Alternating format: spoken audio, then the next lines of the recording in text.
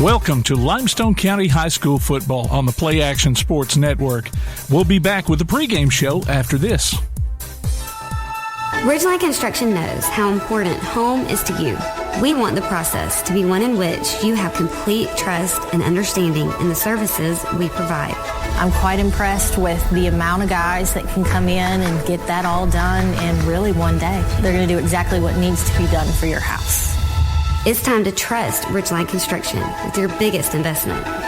You won't regret it, and that's a promise from our family to yours. Ridgeline Construction. Call 325-1345 or visit ridgelineconstructionhsv.com. Since 1965, Pepsi-Cola Bottling of Decatur has been committed to our community and proudly supports local school athletics. This commitment has made Pepsi-Cola Bottling of Decatur the industry leader, offering a full family of Pepsi and Mountain Dew products at your favorite grocer or convenience store and a friendly, dedicated staff to service your needs with soft drink and snack vending, restaurant services, concessions, or special events. Go with a leader, go with a winner. Locally owned Pepsi-Cola Bottling of Decatur. Hey guys, this is Joanna with CEI Bookstore and Truth Publications. I'd like to personally invite you to our storefront. While you're here, you'll find a variety of Bibles, children's gift items, trustworthy study materials, and more. Come check out our children's section. It's filled with Bible stories, picture books, games, toys, and a growing selection of homeschool materials. Here at CEI Bookstore, our goal is to provide you with trustworthy resources to bring you and your family closer to God. Stop by, and our friendly staff will be happy to help you find material that fits you and your family's needs. CEI Bookstore and Truth Publications. Taking his hand, helping each other home. What makes a better banking experience? A lot goes into it, but the heart of that equation is helpful people who offer a genuine smile and actually know your name. It sounds simple, but these days that personal touch can be hard to come by. At Citizens Bank and Trust, friendly personal service is something we live by. It may seem like a small thing, but we invite you to see the big difference it makes. Citizens Bank and Trust, member FDIC. Limestone County High School sports are brought to you in part by Limestone County Commission Chairman Colin Daly.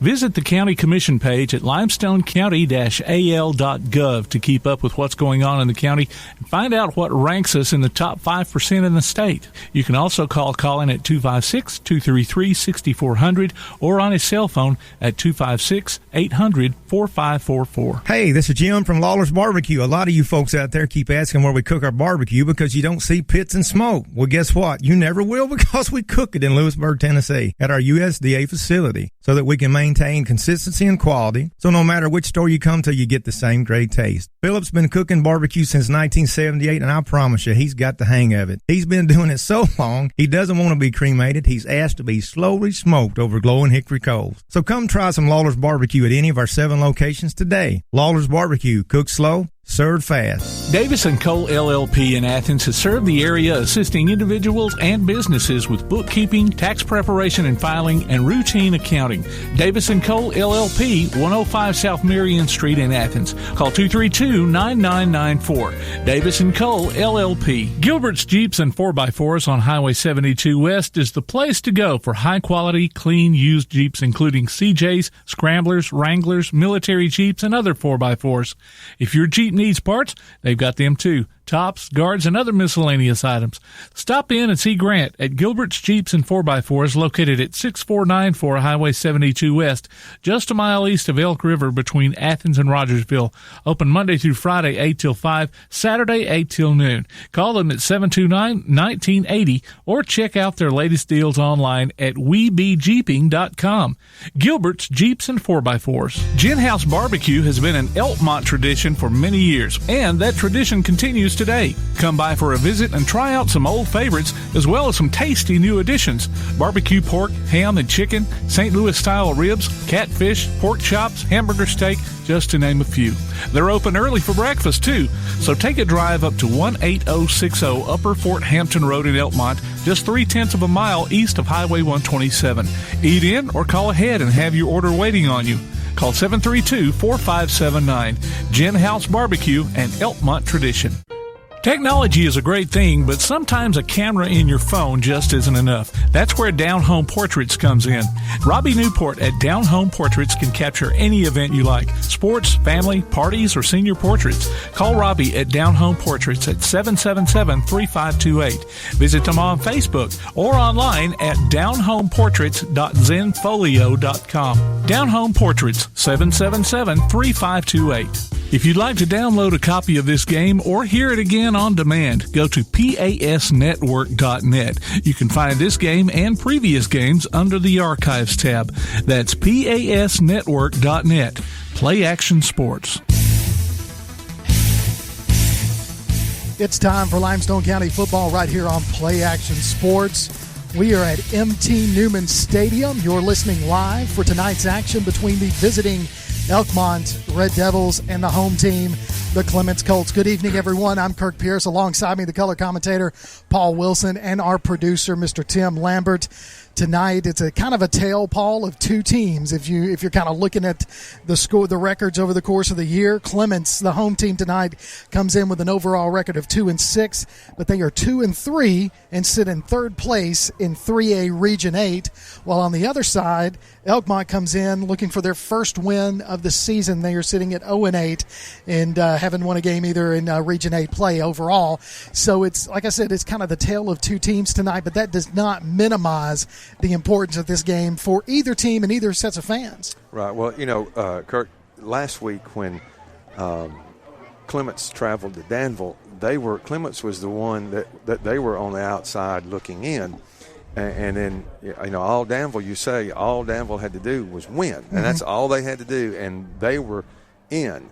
And Clements came over there and with one victory changed their season. And so tonight, Clements needs this win, and Clements is in. If Elkmont comes to Clements like Clements did to Danville, Elkmont changes their season because they get that victory. And when somebody says, well, it's just one win, not to those kids. Right, exactly. And when you're looking at the team that has, trying to just kind of first season head coach on Elkmont's side, and they're trying to get that first win. They want to get that first win for themselves, the seniors, and also for the head coach. And, this has not been a especially bright season for Elkmont, but there has been some bright spots throughout the year, but unfortunately, they've been giving up defensively. On defense, they're giving up 46 points a game on average, and the offense only scoring a little over 7 points. And you cannot, when it's such a huge difference between those two, offensively and defensively, it's really hard to put a W in the column. Yes, and it's also it's one of those where it's a testament to the kids that stay. That's right. Because, when you're winning, it's easy to – and I didn't play football, but I've always felt like that's the hardest sport to play, to coach, because you've got to come in on Monday after getting your head bashed in, and you've got to practice. You've got to get after it. And there's going to be a lot of games, and I'm not trying to put anybody – there's going to be a lot of games where you probably know, okay, if we play the best we can keep it close. And to do that says a lot about your character. But, if you can get one win, it's just like looking at Clements. 2 weeks ago, they were 0-6. That's right. And they got one win. You can't get two before you get one. And so it's important. It's important enough to come over here. And so I'm sure it'll be a good ball game. This is I'm not sure about Elkmont, but this is Clements' most played rival. This will be the 60th time the two teams have met. Clements has a 31-28 advantage. And last year's game, there was more scoring than there was in Miss Kitty's Saloon in Dodge City on a Saturday night. It was 74-40. And I think the game – now, it was one of those I was going to broadcast that game, and we were going to I believe me and Brother Lambert here. I'm not sure. I think we were going to be on to quote the legendary James Taylor. We were going to be up on the roof. And now I was raised Methodist, so it was supposed to rain a little bit. It don't take much rain, don't take much water to keep a Methodist away. So I thought, well, I don't think we can. There's no way I want to get up there. And it was one of those. It was supposed to like a 70% chance of thunderstorms. And so we both agreed, well, we probably don't want to do that. And it never rained. And I called him about 9:30. I said, you ain't going to believe this score. And between, I think it was about 10:20 or 10:30, and there was no delays. It was just touchdown, fight song. I mean, if you came to that game and you didn't, I don't know Elkmont's fight song, but if you came to that game and you paid attention, you left humming 2 fight songs. Well, you mentioned last week Clements goes up to Danville and beats them 28-16. But on the flip side, when you look at Elkmont had a bye week last week. Right. So, it's been 2 weeks since they played. The last game that they played, it was a loss. But at the same time, this gives them an opportunity to try to do some new things and try to maybe come out here and surprise Clements a little bit. Well, and again, it's I'm sure it's not. He's not the only one, but Coach Harsin at Auburn, he talks about 1-0. Yeah, that's what they're not 0-8. They're 0 tonight. They're 0-0, and you get a win. It's a county game. Probably some of the kids know each other. I know the coaching staff. There's brothers, going against one another, and so you work together. You may even go to church together. So it's an important game, and it's one that you can't. If you're Clements, you can't overlook it because, like I said 2 weeks ago, you're the ones that nobody better overlook. That's right. So I'm looking forward to a good game. I think you mentioned Elkmont's struggles on defense. Clements has had some high-scoring games as well. So if Elkmont can get some points on the board, Clements is going to be hard to hold down. They've got Dylan Patrick at wideout, and then they've got a kind of a quarterback combo. It's number 6 Jaden Gilbert and then number 12 Brady Moore, and they can throw the football, and Dylan, anytime he catches it, he's a threat to go. I got asked about the Danville game a few weeks ago. A teacher friend of mine at Danville said, "What do you know about Clements?" I said, "I know they'll have the 2 best athletes on the field." Yeah. And it's Gilbert and Patrick. And about the first or second play of last week, they threw a 70-yard touchdown. I think about 70 yards to Patrick. And they got the lead, and they just they didn't quit. That's what I like about I was here for 2 years, and I got to know Coach Parker, and he's helped change the culture here, that they don't quit. Yeah. They may not win, and you may beat them 48-14, but they didn't lay down, and so that was a game last week where if a team says, well, we're 1-6, let's get the season over, you don't win, and that's not who they are. And like I said, tonight they get a chance to qualify for the playoffs, and 3 weeks ago nobody would have believed that. Well, we're about 6 minutes away from kickoff, and just getting excited for this game. Fans still piling in. It's senior night here at MT Newman Stadium in the home of the Clements Colts. How about that? I was trying to prop them up, Go. Well, okay, that may not be a compliment this year. That's exactly right. Well, listen, you can check out Play Action Sports mobile app. It's your connection to all of our live streams, along with scores, game archives, and more. You can go online to pasnetwork.net for all the download links. We're going to get ready for some football here in just a minute, but let's take a break. You're listening to Limestone County Football on Play Action Sports. Whether you're in the market for residential or commercial property or looking to sell your current home, land, or building, make your first call to the Phillips team at Alabama Real Estate Solutions. Paula and James can help you with everything you need, whether you're buying or selling. Call Paula at 777-4916 or James at 656-2370. You can also see their listings online at alrealsolutions.com. Look for them on Facebook, too. The Phillips team at Alabama Real Estate Solutions. Real solutions for real estate. The next time you need a pharmacy, one call to Athens Creekside Drugs, Salem Pharmacy, or Florence Express Pharmacy will fill the bill. All 3 locations are committed to providing you the best services a pharmacy can offer, with the emphasis on quality, value, and service. Whether your needs are simple or complex in nature, either location can provide solutions that deliver results. They pride themselves on being a company where customer service means timeliness, quality service, and a friendly attitude. Athens Creekside Drugs at 605 Highway 31 South, Salem Pharmacy at 28730 Highway 99, and Florence Express Pharmacy on Mall Road in Florence. Athens Utilities comprises Athens Electric, Athens Gas, and Athens Water Services. Together, we are committed to providing reliable and affordable electricity, natural gas, and water and wastewater services. We operate as part of the City of Athens, and just like our city's motto of Athens is classic Southern character, we believe in supporting what makes our community special, and that includes Athens and Limestone County sports. Call 233-8750, go by their office at 508 South Jefferson Street, or look for the link online at athensal.us. One of the worst feelings you can have is that of being stranded. Well, BT's Towing, Tire, and Truck Repair makes that a thing of the past, with 24/7 towing services and roadside assistance in the northern Alabama and southern Tennessee areas. But that's not all. They also offer truck and trailer repair, mobile welding, brake service and repair, new and used tires, and other major and minor repairs. Their name says it all, BT's Towing, Tire, and Truck Repair. For 24/7 response, call 497-8234. That's 497-8234. BT's Towing, Tire, and Truck Repair. Applebee's Tailgate Talk wants to recognize our local athletes, and you can help.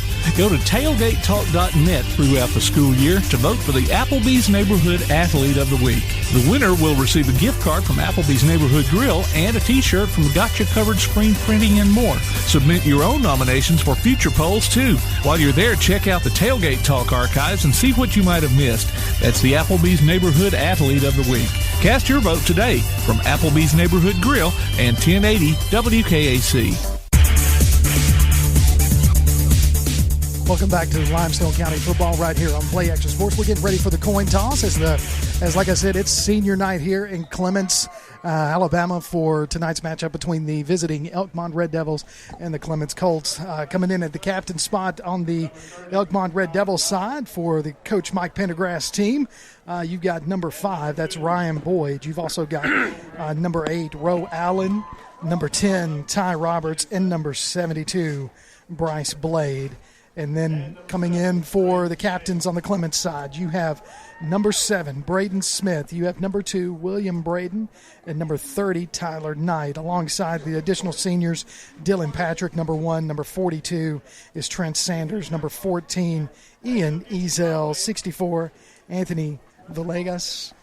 And number 15 is Brandon Whitmus. So those are your captains tonight as the officials are out there at the 50-yard line getting ready to throw the coin toss in the air. The visiting team, the Elkmont Red Devils, come in tonight with their white jerseys trimmed in red and their red pants and their white helmets with the red face mask. And they did something a little different this year.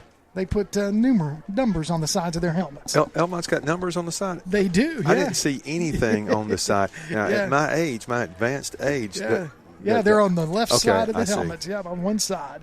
And, of course, the Clements Colts come in. It's almost like a charcoal gray a little bit with trim in maroon and white helmets with numbers on the side and the Clements Colt logo on the right-hand side of that. So looks like the Clements Colts won the toss and have elected to receive. They are going to also defend the north end zone with the Elkmont Red Devils defending the south end zone. Paul, any last-minute words before we get kicking off? Well, I got to feel like that the kids getting ready to play, they've got to be like that lady whose roast is about to burn, and the Baptist minister says we're going to sing another verse of Just As I Am. We got to get it started now. Okay, we got to end this so we can get dinner. And right now, you're anxious, you're excited. And I've always said as a football fan, going to a college game, the best time is right when they run out because anything's possible. Once the game starts, you're caught up in the game and the time and the score. But right now, anything's possible. You're exactly right. You can look out there. Like I said, we're under 14 seconds before kickoff, but neither team has busted through their banners, and Elkmont's got theirs. There they go, busting through that Velcro banner. Yeah, I missed the paper banner. Well, you got the Colts down there at the side. They got the paper banner. The cheerleaders worked long and hard to get that out there. For those, they had to rip the bottom just a little bit so they can bust on through. So here we go. We're about ready for kickoff tonight as the Limestone County football game of the week right here on Play Action Sports. MT Newman Stadium, the home of the Clements Colts, the home team, and the visiting team from Elkmont, the Elkmont Red Devils. And you can hear the bands and the fans, and everybody's getting ready to go. And here come the Clements Colts, being led out by some seniors and some students with the American flag waving proudly. Yeah, a couple of those I recognize as my former basketball girls, and I'd be thinking, don't blow a knee out leading them. That's right. Definitely don't want that happening. Again, Paul, talking about the importance of this game. I mean, like you said, we talked about this all pregame.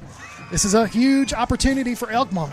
It could turn the way they've looked at their season all year long to steal one from the Clements Colts. I mean, it is every game. You try to tell your kids every game is an opportunity.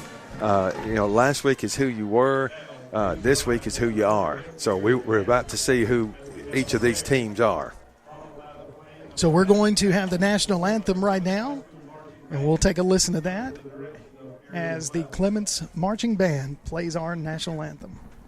Father, we thank you for this day and also the blessings of life. We thank you for allowing these two schools to be represented here tonight. We ask that you watch over them, you protect them, and that they might show good sportsmanship. We ask all these things in Jesus' name. Amen.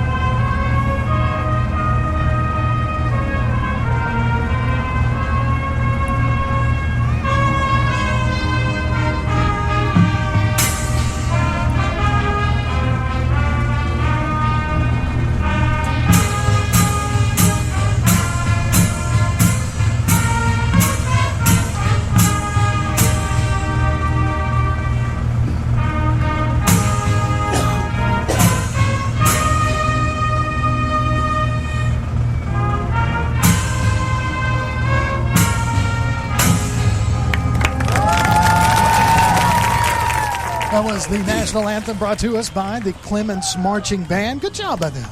Yeah, they've got a fine band, and they have a reputation for a long time for having a really good band. Well, we're about ready for kickoff here, and like I said, Clements Colts are going to be receiving tonight's kickoff. You can follow us on Twitter at PAS Network and look for Play Action Sports on Facebook. We'll keep you updated on scores via ScoreStream tonight and throughout the week and throughout the game tonight. We'll also bring you scores from our Limestone County, brought to you by our Limestone County Commission Chairman, Colin Daly. So we'll have some scores and updates throughout the game tonight for the games going on around the area that might be of interest. So, Clements Colts lining back to receive the opening kickoff. Back deep to receive for the Colts. Number 14, Ian Ezel, and looks like number 6, Jaden Gilbert. So I'm expecting some excitement, Paul. You got me pumped up. And here we go. Elkmont Red Devils lining up to kick off tonight's ball game. And there's your kick. It's a little bit of a low end-over-end kick, fielded at about the 35-yard line. Going to be bounced out to the outside by number 1 for the Colts. It's going to be pushed out of bounds short of the 50-yard markers. So it's going to look like 1st and 10 Clements Colts from their own 49-yard line. And returning that was Dylan Patrick. So good little return by Patrick. Yes. I believe that was Chase Hagemaker on the stop. It looks like they're going to be right just shy of midfield. So good field position to start this drive for the Colts. So 1st and 10 for the Clements Colts at their own 40. They're going to move it to the 48-yard line. It's almost really in between the 48 and the 49. So we'll say marked at the 49-yard line. There seems to be some debate between the down and distance marker and the one with the, I don't know what that other one's called. Yep. So handoff right up the middle, straight ahead right there. Handoff picks up about 4 yards on the play. Goes number 30 for the Clements Colts. That is Tyler Knight. So nice little pickup right there off of first down. And Hunter Fielding in on the tackle. So second down and about 6 for the Colts. 2 splits to the near side. You've got 1 to the far side. Going to be a quick snap by Gilbert. Gilbert hands it off right up the middle again to number 30, Tyler Knight. And Gilbert, the quarterback right there. And we kind of talked about the dual threat. So right off the bat, we're seeing Gilbert. Right, and then that was Bowley and fielding on the stop. I think, it's about a third and about, 3.5? You're looking at, we'll say 4, just by the way they've got that marked at the Elkmont 44-yard line. So third and about 4 for the Clements Colts. You got one split to the near side. That's going to be number 7, Braden Smith. He's a senior. You got 2 splits on top. Gilbert's going to take the snap. We got a penalty flag. It's going to be some movement right off the bat. So our first penalty of the game right now looks like it's going to go against Clements. Waiting on that. Yeah, it's going to be a false start against Clements. Going to move that back. It's going to make that 3rd and long for them. That's something you don't want to do. Now, I think that's going to change their play call. It looked like to me that was going to be just your straight quarterback sweep. Now, he may have had an option, but it looked like to me he was just going around left end to get what he could. So Gilbert lines up in the shotgun. He's got one running back to his right. He's going to keep it himself and come to the near side. He is quick. He cuts up the middle, crosses the 40-yard line, gets the first down to about the Elkmont 38-yard line. So 1st and 10, Clements. Boy, that guy is quick. Yeah, and Kirk, that's why I only call plays on PlayStation. Because they just ran. He did change the call. He went quarterback sweep to the right instead of the left, but he picked up 11 in the first down. So you've got 2 splits to the far side. That's number 1, Dylan Patrick, and number 14, that's Ian Ezel. Shotgun going to hand it up the middle to number 30. Again, is Tyler Knight with a nice little pickup. So Tyler Knight, if it's not Gilbert, it seems like it's Knight tonight. And that was Nicholas Chambliss with the tackle. I would look for them to fake that and throw to Patrick. He's a big play guy, and so I feel like that's one of those plays that you use to set up for another play. Well, I like it. So we've got Gilbert came over to the sidelines, got the call, went in there, told everybody in the huddle. So it's going to be an empty backfield with Gilbert in shotgun formation. He's going to move his halfback over to the left side, and he's going to keep it himself at the middle, and he's going to be met at the line of scrimmage, bounces off of one tackle, still on his feet, past the 25-yard line, and going to be brought down at about the 22, 23-yard line. Again, Gilbert with some power running there up the middle. Yeah, that was he did a good job of, they talk about being patient, and he looked and he found his hole, and he was able to get a big gain in the first down. I'd love to tell you who made the tackle for Elkmont, but his number is not on our roster. There we go. So 1st and 10 for the Clements Colts from the Elkmont 23-yard line. Gilbert's going to call his own number again, go around to the near side, bounces off of another tackle, still going down the sidelines, cuts across, and it's tackled by number 5 for the Elkmont Red Devils. It's kind of a touchdown-saving tackle because Gilbert was headed in the end zone. So it's 1st and goal. Clements, they're going to do a hurry-up offense from the Elkmont 3-yard line. Gilbert, empty backfield. He's going to keep it himself again, take it across the middle. He's going to go into the end zone. Touchdown, Clements Colts. Jalen Gilbert from 3 yards out. Yeah, people, it's hard, folks, to realize when you've got a quarterback that can run, everybody, running backs, the wide receivers, everybody has somebody assigned to them. And as a defense, you like to have one player extra. But when you've got that quarterback that's a threat to run, you have to commit somebody to him, and that's what Elkmont's going to have to do if they want to slow him down tonight, it looks like. So Gilbert able to get in the end zone, 4-6 from 3 yards out. Clements is going to go for 2. Gilbert's going to keep it himself again, bounce it to the outside. He's going to be met at the goal line, but he's still on his feet and pushes his way forward, bouncing off a couple of tackles there, getting a 2-point conversion, putting Clements on top with 8:28 into the first quarter. Your score, Clements 8, Elkmont nothing. You're listening to Limestone County Football on Play Action Sports. Ridgeline Construction knows how important home is to you. We want the process to be one in which you have complete trust and understanding in the services we provide. I'm quite impressed with the amount of guys that can come in and get that all done in really one day. They're going to do exactly what needs to be done for your house. It's time to trust Ridgeline Construction with your biggest investment. You won't regret it, and that's a promise from our family to yours. Ridgeline Construction. Call 325-1345 or visit ridgelineconstructionhsv.com. Welcome back to Limestone County Football right here on Play Action Sports. Clements Colts with an 8-0 lead with 8:28 left to play in the first quarter, driving really 51 yards into the end zone. It was pretty much all Jalen Gilbert. It was, there were a couple of handoffs. It was straight up the middle, and then he bounced a few outside. It was all on the ground, and it was a very impressive opening drive for the Colts. So back deep to receive, Elkmont Red Devils. They've got 3 back there, standing at about the 15-yard line. Trying to get some numbers for you, but we're ready for this kickoff. It'll be Elkmont's first possession of the ball game. It's a high end-over-end kick, going to be bouncing at about the 25-yard line. Picked up by number 8, trying to find his way through some traffic. Bounces off several tackles, crosses the 35 out to the 40, trying to get out there to midfield, but going to be pushed out of bounds at about the 45-yard line. Goes number 8, Roe Allen for the Elkmont Red Devils.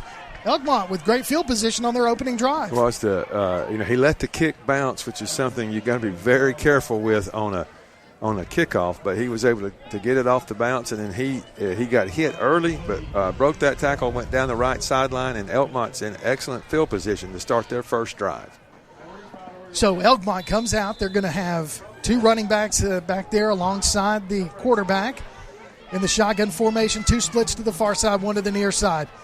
Allen's going to hand it off up the middle to number 7. Number 7 is Clayton Boley, and he goes 12 yards for a first down on the opening carry for the Elkmont Red Devils. Yeah, the tackle for Clements, I believe, was Jaden Gilbert. So not only does he play quarterback, but he gets in on the tackles as a defensive back, it looks like. So Roe Allen is the quarterback for Elkmont. He's got 2 running backs in the backfield with him.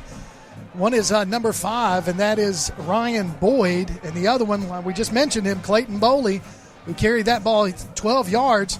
Allen's going to hand it off to Boley again. Boley's trying to find his way through the middle and does find a crease. Picks up a nice 6-yard pickup there. So, wow, right off the bat, Elkmont comes in strong. Yeah, it looked like that time when they put a man in motion, Clements was a little late. Their linemen were, I'm not sure what the term is, but their linemen were late getting shifted back over, and he had a kind of a natural hole right there. So quarterback, Roe Allen. He's got number 7, Clayton Boley, to his right. 2 splits to the near side and to the far.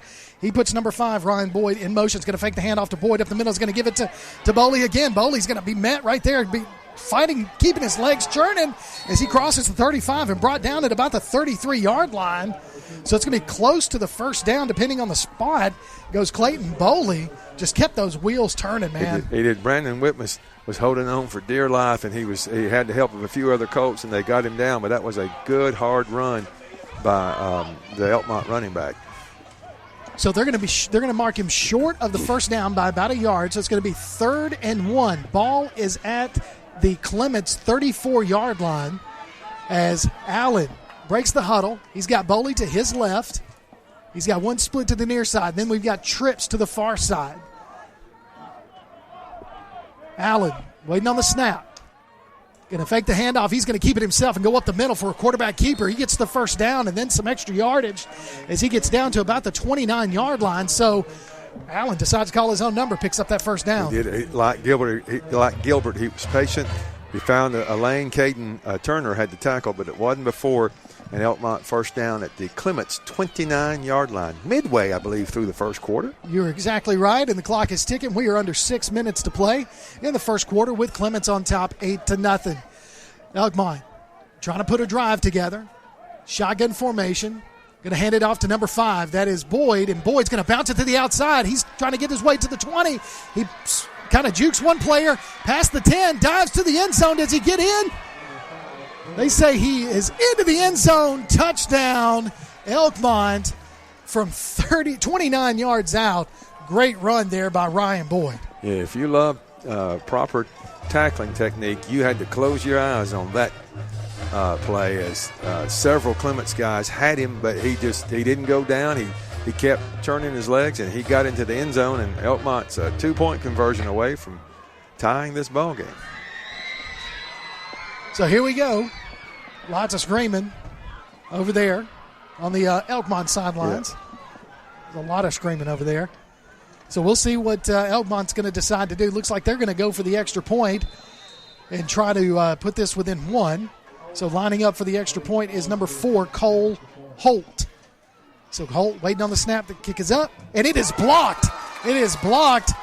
Clements able to get in there. Looked like number 15 for Clements, Brandon Whitmus, able to get his hands on that. But, and the thing about that is with the missed extra point now, you're not 1 down, you're 2, so that can get difficult to overcome, to try to score and catch up. So with that puts us our score at 8-6. Clements on top with 5:27 left to play in this first quarter. You're listening to Limestone County Football on Play Action Sports. Gilbert's Jeeps and 4x4s on Highway 72 West is the place to go for high-quality, clean, used Jeeps, including CJs, Scramblers, Wranglers, military Jeeps, and other 4x4s. If your Jeep needs parts, they've got them too. Tops, guards, and other miscellaneous items. Stop in and see Grant at Gilbert's Jeeps and 4x4s located at 6494 Highway 72 West, just a mile east of Elk River between Athens and Rogersville. Open Monday through Friday, 8 till 5, Saturday, 8 till noon. Call them at 729-1980 or check out their latest deals online at webejeeping.com. Gilbert's Jeeps and 4x4s. And we're back with Limestone County football right here on Play Action Sports. Kirk Pierce, Paul Wilson, and our producer, Mr. Tim Lambert. 5:27 left to play in this first quarter. 2 opening drives for each team, Paul. 2 scores. Yep, there wasn't a lot of defense either drive. Like I said, last year it was racing up and down the field, and the way it started this year, I think we're going to have that again. So 8-6 is your score. Elkmont failed on the extra point attempt. Clements is still up by 2. So there's the kick, and it's going to be going out of bounds at the 42-yard line. And that right there gives Clements good field position. Yeah, I think they were intending a kick like that. It's one of those where, if you can get it to bounce high enough that you can run down and pick it up. But the bounce took it out of bounds, and Clements will have it at the 43. Of course, they returned the last one to midfield. So here, all right, so 43-yard line, 1st and 10 for the Clements Colts. Gilbert's going to stay in at quarterback to his left.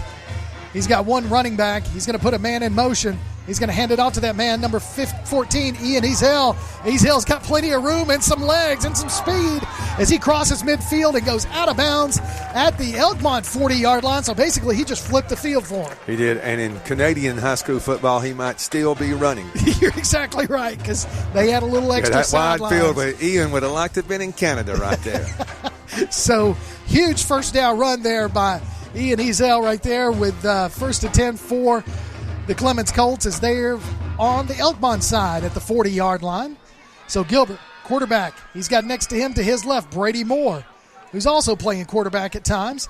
But Gilbert's going to keep it himself, but he's going to be met at the line of scrimmage by a whole slew of white jerseys. Yeah. As they say in the Bible, that was a legion. That was a legion. Yep. Satan, thy name is Legion. And that's what not that Elkmont, I don't mean that Elkmont's Satan. I just want to clarify. But there was a lot of devils. There was a heck of a lot of devils on that play. So that was a loss of 2 on the play. So it's going to bring up 2nd and 12 for Clements with 4:51 to play in the first quarter. Gilbert breaks the huddle. On his right, he's got Brady Moore, number 12. He's got 2 splits to the near side, 2 to the far side. Puts a man in motion. It's going to be a jet sweep right here to number 14 again. Ezel is going to keep it, try to cut the corner. He makes one man miss, stays in bounds. No, they're going to say he went out of bounds. I tell you, he made one man miss, but right as he did, he went out of bounds. So huge first down run again by Ezel to get down to about the 13-yard line. So you're going to bring 15 yards back. I mean, I saw something that I won't say it was stupid. Of course, I just did. But there was an official trying to separate a player from Clements and a player from Elkmont. And the player from Clements, now they may call in on both, but the player from Clements reached around the referee and shoved the player from Elkmont. Yeah, you can't do that. I mean, when they're trying to separate you, they're separating you, and they'll give you a little bit of leeway. But when you're taking an extra step, they tend to not. So they are calling the personal foul against Clements. So that is going to move Ezel's big run. They're going to move that back and mark it to the 27-yard line. So 1st and 10 for Clements from the Elkmont 27-yard line. So got a little bit of yardage, not as much as you'd like to have. So imagine if you're Coach Parker, you're going to have a little bit of a word to say to that one individual player. So Gilbert breaks the huddle. He's got 2 splits to the near side. He's got 2 to the far side. And he's also got number 12, Brady Moore, to his right. Going to give it to Ezell again. No, he's going to fake the handoff to Ezell.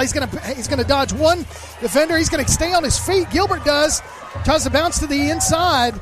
It's going to be brought down. And again, Moore, John, back and forth between some players, and another penalty flag as Gilbert, good yardage all the way down to the 11-yard line. But let's see what the officials say, because there were more players. So you've got the officials telling them they're doing some activities that are not what they're supposed to be doing. Yes, and I'm not sure what if it's going to be on both. I thought I saw one having his face mask grabbed. Yeah, that's going to go against Elkmont. So back-to-back personal fouls. So face mask against Elkmont, but the officials came over to the Clements side and told them, hey, they're doing some things we need them to quit doing. Right, yeah, I heard the official. He said one more and he's done, and I'm not sure what he was talking about, but, it's early in the game for something like this to have already gotten started. So with that, it's going to be 1st and goal from the 5-yard line after the penalty. So Gilbert breaks the huddle. He's got Moore to his left. 2 splits to the far side. He's going to hand it off to Moore. Moore's going to try. No, he's going to fake the handoff. Little RPO, and Gilbert's going to be taken down at about the 1-yard line. So Gilbert with an RPO, little run pass option there, and kept it himself. Yeah, he's got to be close to, 75, 80 yards already, and we're still in the latter stages of the first quarter. So Gilbert kind of been the workhorse so far in the first quarter. Like you said, we're under 4 minutes. Clements trying to add to their 2-point lead, 8-6 right now over the Elkmont Red Devils, but it is 2nd and goal from the 1. Going to hand it off to Moore, and Moore just a load to try to bring down, especially when he's got a head of steam like he does. Brady Moore, touchdown, Clements from 1 yard out. So let's see what Clements decides to do. Do they want to go for 2? I think that's what I saw the coach, one of the assistant coaches, signal was that they were going to go for 2. And that's exactly what they're going to do. Got 2 splits to the near side. It's going to be Gilbert and Moore in the backfield. Going to hand it off to Moore again. Moore just, tell you what, man, they opened that hole up and he went through there like it was nothing. He did. It was nothing. So 3:39 left to play in the first quarter. Clements with a nice 10-point lead, 16-6 over Elkmont. You're listening to Limestone County Football on Play Action Sports. This is Joanna from CEI Bookstore and Truth Publications. Many of you are searching for Bible study materials for your home or for Bible class. Sometimes that process can be challenging and difficult.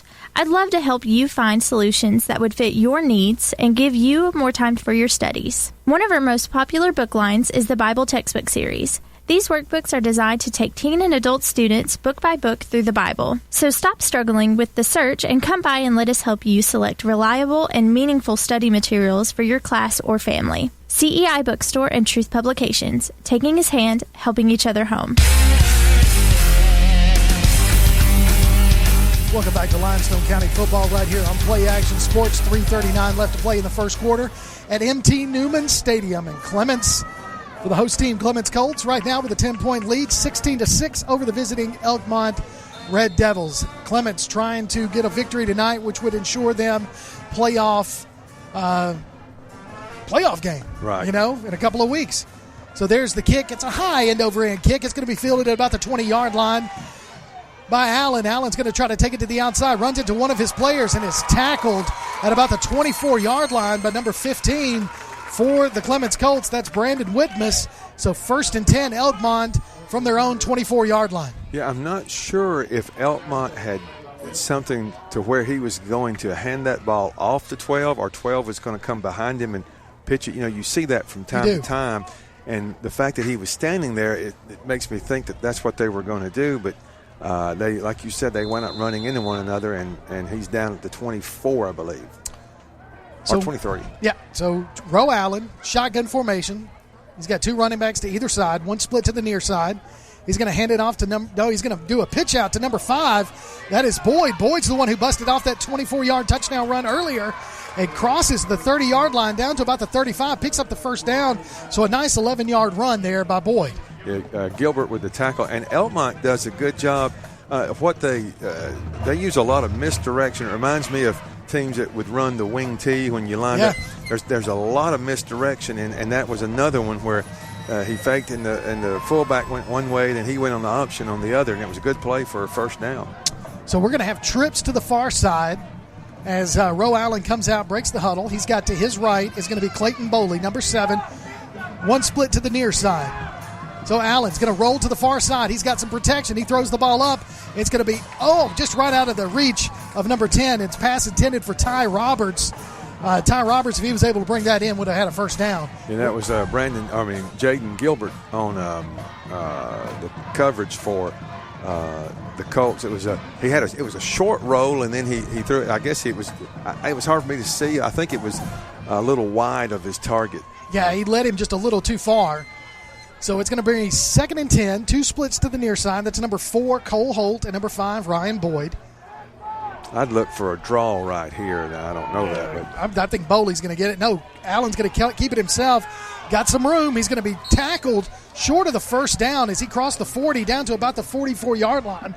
So he's short of a first down by about a yard. So Roe Allen, he's kind of a load himself. He sits in at 6 feet, 6'1", 200 pounds. He is, as the good tackle by Brady Moore. And like I said, it's 3rd and 1 now. You can run practically anything you'd like to right here. Well, so far tonight, we've seen Clayton Boley, number 7, run the ball really well. We've seen Roe Allen, the quarterback, run the ball really well. And we've seen Ryan Boyd, number 5, run the ball really well for Elkmont. So Allen puts Boyd in motion. Yeah, got movement from that right guard on the Elkmont line. And that's one of those things where you see the difference in the teams that can get a close game victory and the teams that don't. That penalty right there, now you're 3rd and 6, and you don't have as many plays from 3rd and 6 as you did from 3rd and 1, and he's just a little anxious, and he moved, and so now they've got it on their own 39. So we've got trips to the far side, single setback along with Boyd, and that's going to be offsides. So we're just going to flip that. That's got to be offsides because the defensive end from Clements was almost in the backfield. Yeah, and it's easy to be up here, but it's 3rd and 6. You don't.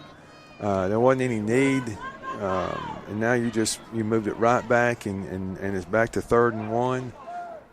Is the clock still running through all this? I believe it. Yeah, it is. Yeah, it's running. We're under 2 minutes. We're at about a minute and a half to play in this first quarter. So you've got Allen, quarterback, puts a man in motion. He's going to hand it off to Boyd. Boyd's got a hole. He crosses the 50, bounces it to the outside. He's at the 45, the 40, tackled at about the 33-yard line, picks up the first down as Ryan Boyd.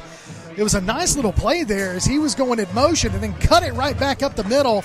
Huge pickup for the Elkmont Red Devils with a minute 11 left to play in this first quarter. It was Whitmus and Patrick were on the tackle. He did a good job. He just cut back and he let the pursuit over-pursue and just found daylight. So Allen at quarterback. He's got Boley to his right. He's got trips to the far side, one split to the near side. That's Cole Holt, closest to us. So Allen looking to get the snap. He's going to hand it off to Boley. Boley's going to try to bull rush his way forward to about the 30-yard line. And that's where they're going to mark him short of the 30-yard line. So a nice little 3-yard pickup with a minute left to play in this first quarter. Yeah, more on the tackle for the Colts. Clements did a pretty good job that time of stopping the run, especially when you consider the other runs that have going on in this ball game. We don't see very many 3-yard runs. No, we haven't tonight. No, not in this first quarter. It's been high energy from both offenses tonight. So Allen going to hand it off to Boley again. Boley's going to try to bounce his way to the outside, but he's going to be met at the 30-yard line. Going to be, maybe a yard on the play. So Boley not able to get much room there as that pocket or that hole collapsed fast. It did, and again they were using a lot of misdirection, and Clements this time they stayed home and they were there, like I said, for the 1-yard gain. So they've got it marked at about the 29-yard line is where they're going to put it. So it's 3rd and 7. Looks like we've got a timeout on the field. So timeout by Elkmont. That's going to be their first timeout of the half with 9.9 seconds left to play in the first quarter. We've got some scores for you from brought to you by Limestone County Commissioner Chairman Mr. Colin Daly.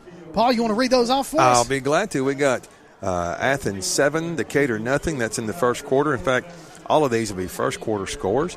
James Clements 14, Albertville 7. Sylvania had a 14-0 lead on the East Limestone Indians, but East Limestone has scored, and it's 14-7. At the end of the first quarter, Bob Jones trails Austin 14-0, and Florence leads Grissom 7-0 in the first quarter. Well, I'll tell you what, those scores brought to us by Limestone County Commissioner Chairman Mr. Colin Daly. And I tell you, Paul, when we called several James Clemens games, this will be their last game of the season because they've got a bye next week before the playoffs. And so if they're able to pick up the win tonight, that'll be the first undefeated season in James Clemens' short history. The Jets. The Jets, yep. So, and that's surprising scores right there with Austin right now with that lead. Yeah, and Bob Jones has just scored, so it's 14-6 now early in the second quarter. So coming out of Elkmont's first time out of the ball game with 9.9 seconds left to play in the first quarter, down by 10. Elkmont trying to put some points on the board. Third down and about 7. Ball spotted at the Clements 29. Man in motion. Goes from left to right. Allen dropping back to pass. He's got to rush. He's got to go quick. He's trying to look. We got a penalty flag on the play. Ball is in and out of the hands of the intended receiver, Ty Roberts, number 10, in the end zone. But it's a hold. Yeah, it's a hold. So holding against Elkmont. That penalty is declined, so that's going to bring up 4th and 7 with 0.9 seconds left to play in the first quarter. I didn't realize that far. This is interesting with the two defensives struggling. You could have taken, I'm not saying you should have definitely, but you could have chosen to take the penalty and make it 3rd down and 16, although I think he made the right choice. It's just I'm sure Elkmont's going to go for it. Where they are, you just basically have to. So 4th and 6, the ball is spotted at the 29-yard line of Clements. The play clock is under 20 seconds. So this is interesting, the way that they do this. You've got your receivers that don't go into the huddle at all. The quarterback, Allen, calls the play to the lineman. So Allen, he's got one running back to his left. It's a bad snap. It's on the turf. Allen's looking to roll to the far side. He's got to rush. He's got to go quick. He tries to cut it up the middle. He's still on his feet trying to fight his way forward. No gain on the play, so it's going to be a turnover on downs, and that's going to do it for first quarter action. After the first quarter, your score, Clements 16, Elkmont 6. You're listening to Limestone County Football on Play Action Sports. Limestone County High School sports are brought to you in part by Limestone County Commission Chairman Colin Daly. Visit the County Commission page at limestonecounty-al.gov to keep up with what's going on in the county and find out what ranks us in the top 5% in the state. You can also call Colin at 256-233-6400 or on his cell phone at 256-800-4544. Davis & Cole LLP in Athens has served the area assisting individuals and businesses with bookkeeping, tax preparation and filing, and routine accounting.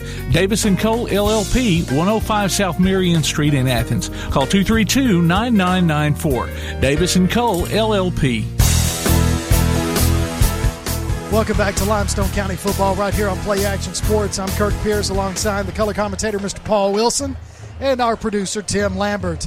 We are in Clements High School for senior night here at Clements, MT Newman Stadium, as Clements right now holding on to a 10-point lead after the final play of the first quarter. Elkmont unable to convert on 4th down, so Clements will take over from their own 31-yard line as they are now going from south to north. Yes, I've always wondered when people say they're going right to left on your radio dial. Yeah. I'm not sure how they know that, but who am I to question it? Right to left. Yeah. So it'd be your computer screen if you're streaming at home. So, so starting off the second quarter, looks like Gilbert is still in at quarterback shotgun formation. He's got number 12 with him to his right. That is Brady Moore. We've got trips to the near side and one split to the far side. The split to the far side is number 7, Mr. Braden Smith. Number 42 is also split out to the near side. Trent Sanders got 14, Ian Ezel. And it looks like number 1, Dylan Patrick, rounds out the offense weapons that Mr. Gilbert's got in his arsenal. So Gilbert takes a snap. He's going to fake the handoff to Moore. He's going to sling it out here to Dylan Patrick. Patrick's going to try to make a play, and he does. Spins off of one tackler, brought down by 2 more. but a good pickup of about 13 yards on the reception. Gilbert to Patrick. Yeah, I think Clements might have gotten away with a block in the back. It was definitely a push, so I don't know, but it helped Dylan get the first down for the Colts. So Patrick's going to stay split to the near side, along with Ian Ezel. Gilbert, no backs in the backfield with him. Single set shotgun. He's going to take a high snap and run right up the middle, and he is gone. He is gone. There's nobody going to catch him. No, he stutter steps, and his stutter step cost him. I've got a story I got to tell you. The stutter step cost him. Okay. He stutter stepped at about the 10-yard line, and that's where it cost him. Last week, where I teach, there's this kid. He caught a pass, and he was running down the left sideline, and his reading teacher, who happens to look really good, by the way, she yelled, "Run, Jaden, run!" And he, as he was running, he waved to her, and the kid caught him and made him fumble. So I don't know if Jaden had a reading coach yelling at him, but he slowed down. He was gone, and he took a stutter step, and that cost him. He let the guy catch up with him. So Gilbert takes another high snap and hands it off to number 42, Trent Sanders. And Trent Sanders is going to be tackled for a loss by an Elkmont defender who is still down on the play at the 10-yard line. And it's a good tackle, but he's still down. Yeah, I think it might be Boyd, and if so, he's a pretty important part of their offense. I couldn't see the number. That I think would be number 5 if it's him. Yeah, and he's had some good runs so far in the first quarter, and so we're going to take an injury timeout right now with 11:03 left to play in the first half. Clements on top, 16-6 over Elkmont. You're listening to Limestone County Football on Play Action Sports. What makes a better banking experience? A lot goes into it, but the heart of that equation is helpful people who offer a genuine smile and actually know your name. It sounds simple, but these days that personal touch can be hard to come by. At Citizens Bank and Trust, friendly personal service is something we live by. It may seem like a small thing, but we invite you to see the big difference it makes. Citizens Bank and Trust, member FDIC.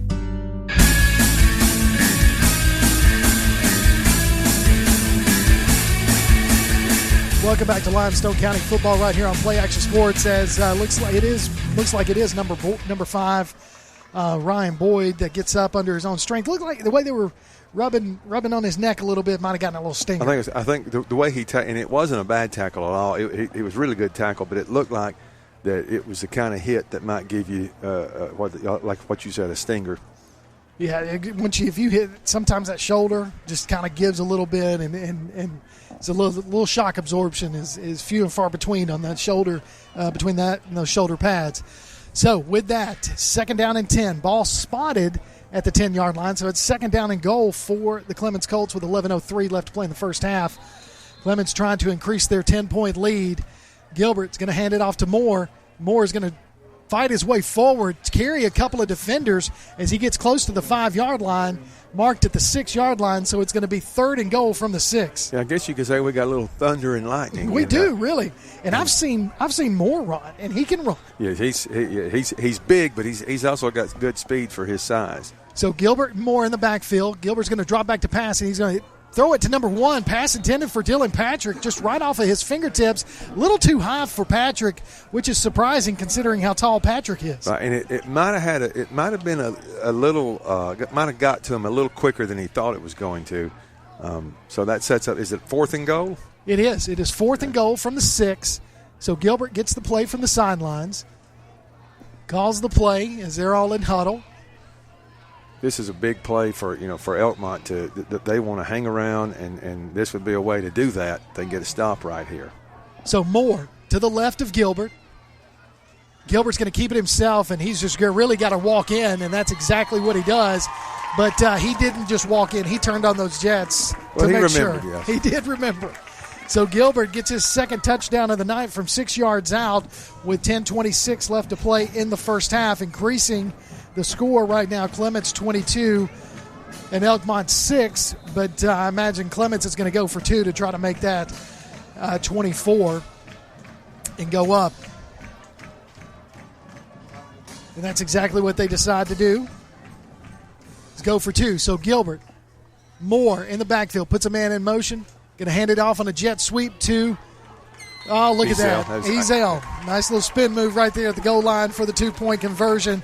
Taking your score with 10:26 left to play in the first half. Clements 24, Elkmont 6. You're listening to Limestone County Football on Play Action Sports. Looking for t-shirts with just the message you want? They're as close as your computer or mobile device. Just go to daddyoscustomtees.com and look through the selection of designs for the perfect one.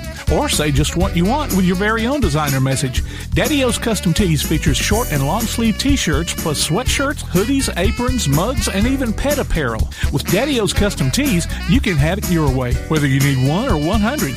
Go to daddyoscustomtees.com. That's DADDYOS Custom TEES.com. daddyoscustomtees.com.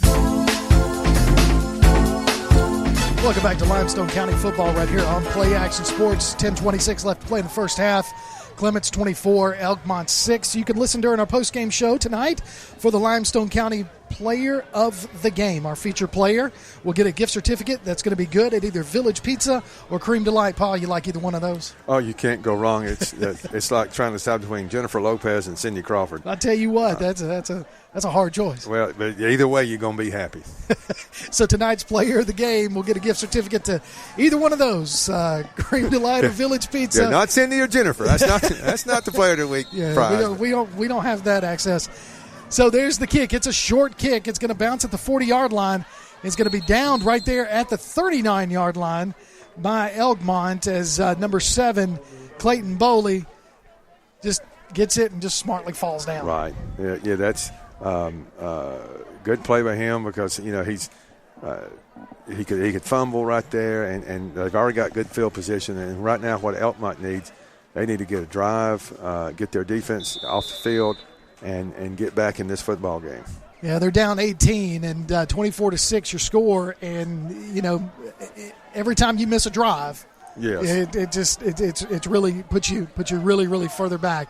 So you got Allen in the shotgun. He's going to hand it off to Bowley. Bowley's going to bounce it to the outside. He's going to be met at the 38-yard line. He's going to be pushed back and pushed out of bounds. And there's still a little extra activity, and the penalty flag is down. Yeah.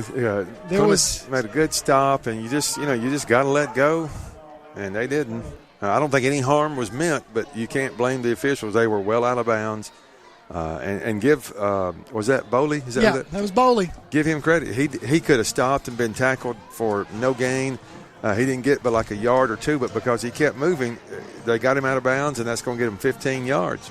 So Bowley, really a loss on the play, turns into a huge gain all the way down to the Elkmont 45-yard line because of the personal foul.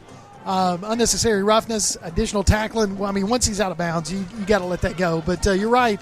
The junior could have gone down, but kept driving as much as he could. So 1st and 10 for Elkmont from the Clements 45-yard line. 10:15 left to play in the first half. So we got a split all the way to the far side, one to the near side. We got 2 running backs in the backfield. Allen, shotgun. Bowley to his left. Allen's going to fake the handoff to Bowley. He's got to rush. He's got to get away, and he's going to be brought down. He tries to throw the ball while he was in the grass. And let's see if they are going to discuss it. They're going to discuss if there was somebody in the vicinity. Well, he hit a Clements guy right in the chest, but I got to believe he's going to be – if he's not down right there, I believe Coach Parker may lose what hair he has left. That's exactly what I thought. That is intentional groundings. He was in the grasp, and he was just trying to get rid of it. Natural instinct is to try to do that, but if you've got nobody around you, then that's the intentional groundings. So Brady Moore had the sack. I'm not sure who the other Clements player was, but they had good pressure. Moore got back there just almost as soon as the football did. So intentional groundings against the Elkmont Red Devils. So that's going to be a loss of down. It's going to be 2nd down. It's going to move that all the way back to the 35-yard line. So that is a huge, huge penalty right there. So it's going to be 2nd and 25, ball marked at the 35-yard line. So is it a 5-yard? Did they penalize him 5 yards? Because I thought he was on the 40. Now, he may have been on the 35 when he was sacked. So, you go where you're sacked, and then they move you back. Yeah. So the handoff to number 11. Number 11 is going to go nowhere. He's just going to be met and just wrapped up completely. Goes Jaden Kohler for the Elkmont Red Devils. So it's going to bring up third and forever. Yeah, again, Brady Moore. There were a couple more Colts back there, but Brady Moore was back there. And like I said, it's third and a country mile.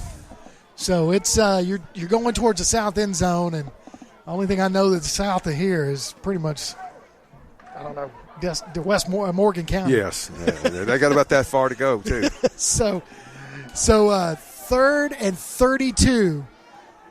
Allen shotgun. He's got two receivers to the near side. He's looking to throw it. He's got to rush. He's got to get rid of it fast. Nowhere to go, and he's going to be dragged out of bounds at the 30-yard line. And there's another flag. Yeah, he was out of bounds at the. And they're saying that he hit. They said it looks like they're calling targeting. Are they doing that? So. Yeah. The way the official came in talking about hitting him at the top of the head. So as Allen was tackled out of bounds. So we'll see what the official calls. Personal foul against Clements. It's going to bring up still replay third down. So it's a 15-yard penalty. It's not an automatic first down. I guess it's 15 from the spot of the foul. So that moves the ball down to the 45-yard line of Elkmont. So you still got 20 yards to go before you get the first down. So they're saying, no, it's fourth down, so it's not third down. So you don't replay the down. So 4th and 20 from the Elkmont 45. Paul, we got 9:12 left to play in this first half. And I'm going to say I'd be surprised if Elkmont went for it. But I just can't understand how a personal foul is not, and I mean, in any other level of football, that's an automatic first down, I thought. Well, they got to hurry because they've got 5 seconds left on the play clock. They snap it. It's a high snap. Boley gets rid of it. It's a line drive punt. It's going to be fielded at the 23-yard line and just downed. Goes Ezel, number 14 for Clements. And, I don't understand that either. So 9:04 left to play in the first half with Clements on top 24-6 over the visiting Elkmont Red Devils, and the sprinkler system has come on to the field. Oh, yeah. The sprinkler system has come on. And so we're going to have an officials timeout as hey, let me give some scores since let's do that. We've got in the second quarter, these are all second quarter scores. James Clemens 21, Albertville 7. East Limestone has reeled off 3 touchdowns in a row to take a 21-14 lead over Sylvania. Athens and Decatur are kissing their sisters right now, 14-14. Florence leads Grissom 14-0, and Austin, it says to Decatur, anything you can do, we can too, as they are tied with Bob Jones at 14. These scores brought to you by Limestone County Commission Chairman Colin Daly. So with 9:04 left to play in the first half, we finally have the sprinkler system shut down, and we can get right back to it. But here's what I'm going to predict. There's 3 spots out there that are soaked. Yeah. And that's going to be they're on 2 sides of the 40 in the northern part of the field and the 30-yard line. I would just love to know what caused that. I imagine they're on a timer. And somebody forgot to turn that timer off. So Gilbert drops back to pass. He throws the ball up for Patrick. Patrick stops and catches it at the 45-yard line as a nice 25-yard reception as Gilbert to Patrick right there. 1st and 10 for Clements, and then they're going to mark it at the 47-yard line. So Gilbert drops back to pass. He's looking to throw it to Patrick again. It's a high pass. He's going to catch it right there at the 25-yard line. Goes Dylan Patrick. So, hey, 2 plays in a row. Yeah, you can almost say Dylan could fair catch a couple of those. Those were like kicks, it looked like. There's a little end-over-end action on that pass. But this second one, he got it out there to him for a big gain. I think if the Elkmont defender would just look up, he'd have a chance. Gilbert's going to keep it himself up the middle. Shakes another tackler. Shakes two. Shakes three. It's going to be brought short of the 15-yard line, down to about the 16-yard line goes Gilbert. As nice pickup there of about 8, almost 9 yards. Yeah, he's an exciting player, especially at quarterback. Every time the ball is snapped, it's in his hands, and he can run it. He can throw it. He's a really exciting player. And he's only a sophomore, so we got a couple of more years to enjoy his game here. So Gilbert flings passes over to the sidelines, caught by Smith. Smith bounces around to the outside, stopped short of the 10-yard line, down to about the 12 goes Braden Smith. So it's going to bring up it's going to be first down for the Colts. Yeah, they're looking to get in the end zone again here at midway point of the second quarter. So you got trips to the far side. You got 2 splits to the near side. You got Gilbert all alone in the shotgun formation. Not that it's mattered. And you got penalty flags, as it looked like there might have been a little bit of movement. Yeah, I didn't see. Nope. A timeout. Elkmont called their second timeout. Okay, I thought I saw a little bit of movement, but that's all right. Well, I figured they saw the Clements alignment, and Elkmont was probably misaligned, so they wanted to get a timeout and get that straightened out. So you can listen to the Coaches Show Tuesday through Thursday on 1080 AM WKAC. What we're going to do is talk to local coaches and get the scoop on their teams. If you miss it, go to WKAC Sports page at WKAC1080.com and click on your team's link to find the archives. Each and every game that we do is archived on PASnetwork.net, and you can go through there. Next week, we're going to be in Tanner for Tanner. Their final game of the season is it's a regional game against Waterloo. So we're going to be over there calling that ball game for Limestone County sports right here on Play Action Sports, Limestone County football. So Paul, got another week before playoffs. You don't see green against green very often, but I believe the Cougars are green as well. Yep. Now, Mr. Lambert, who we got? You got any special guests on the show tomorrow on Tailgate Talk? So with 7:22 left to play in the first half, you've got Did I make fun of him? I mean, I was just really just trying to engage him. Oh, we didn't have a microphone. Okay, well, I guess it's going to be difficult for Mr. Lambert to tell us. So Gilbert fakes the handoff to Moore, tries to go out to the outside, but he's going to be gang tackled right there at the 15-yard line. Loss on the play. He kind of got bent backwards a little bit, but jumps up. So we're under 7 minutes left to play in the first half, as Clements is on top 24-6, trying to punch in another touchdown before halftime. Oh, actually, I see we'll have UNA women's basketball coach Missy. I believe that's Tiber. She'll be on tomorrow on Tailgate Talk. See, he can't talk into a non-microphone, but he can point to his screen and tell you to read this right here. So Gilbert, shotgun, got more to his left. Gilbert looking to throw it to Patrick again. Patrick in the end zone. Does he catch it? He does. Touchdown, Clements Colts. As Dylan Patrick with another catch. That was like his third catch, and the third one was a touchdown. Yep. Fourth catch, I guess.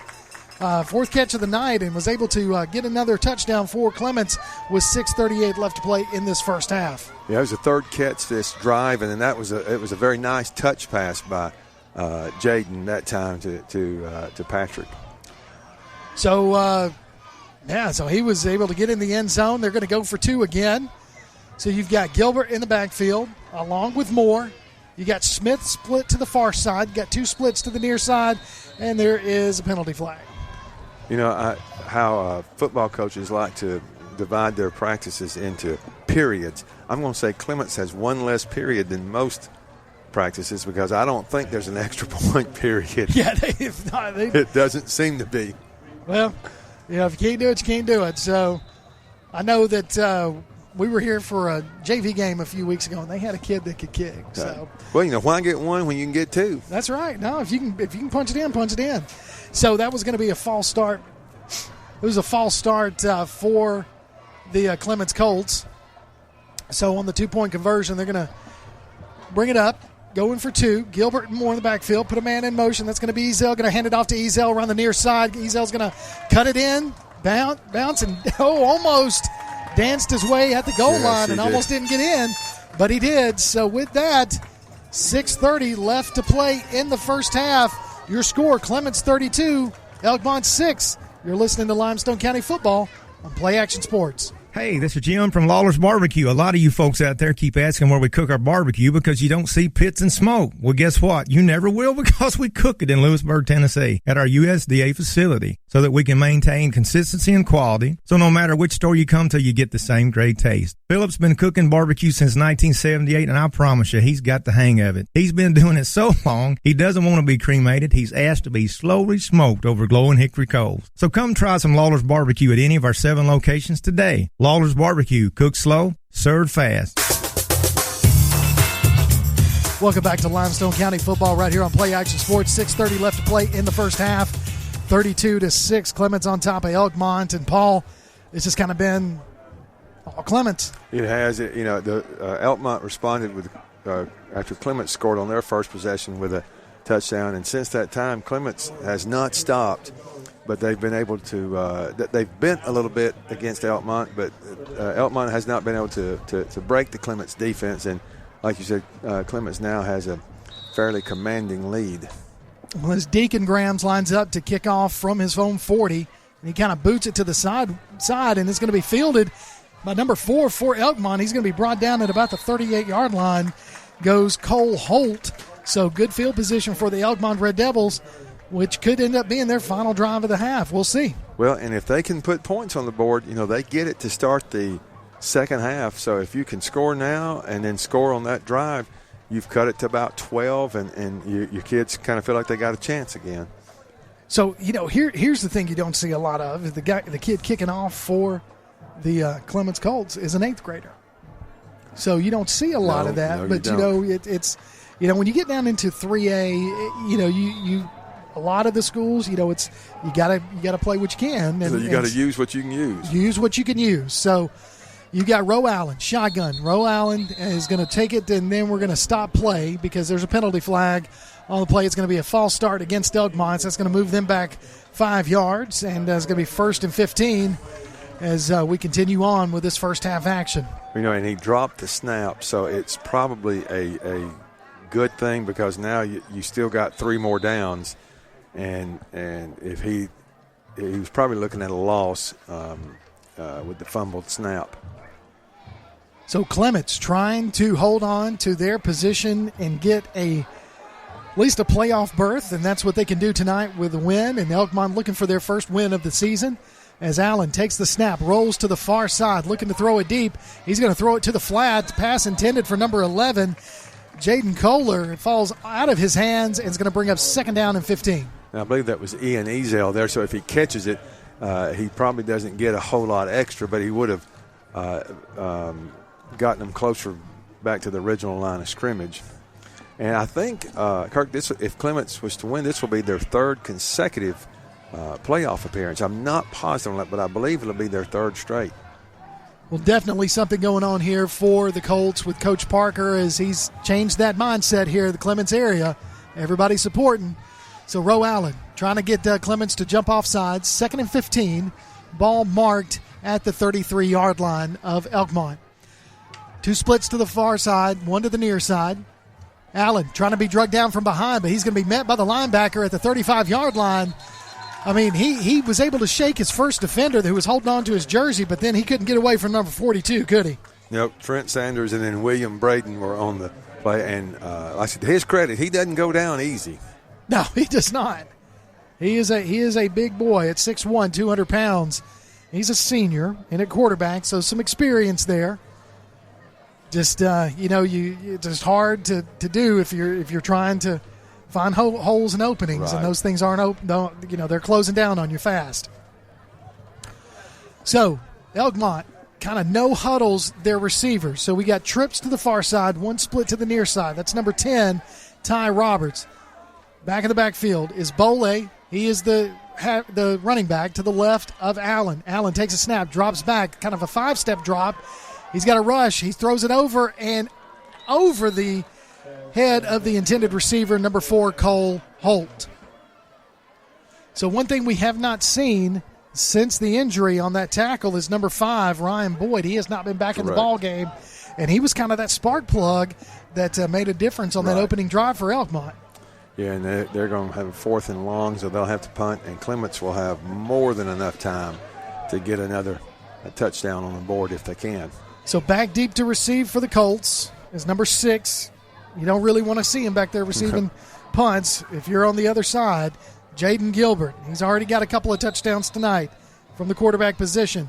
You've also got number 14, who can also run. We've called his name several times tonight, Ian Ezel. So 2 very fast individuals standing at about their own 37-yard line. Elkmont with an interesting punt formation. Yeah, they got everybody spread out wide.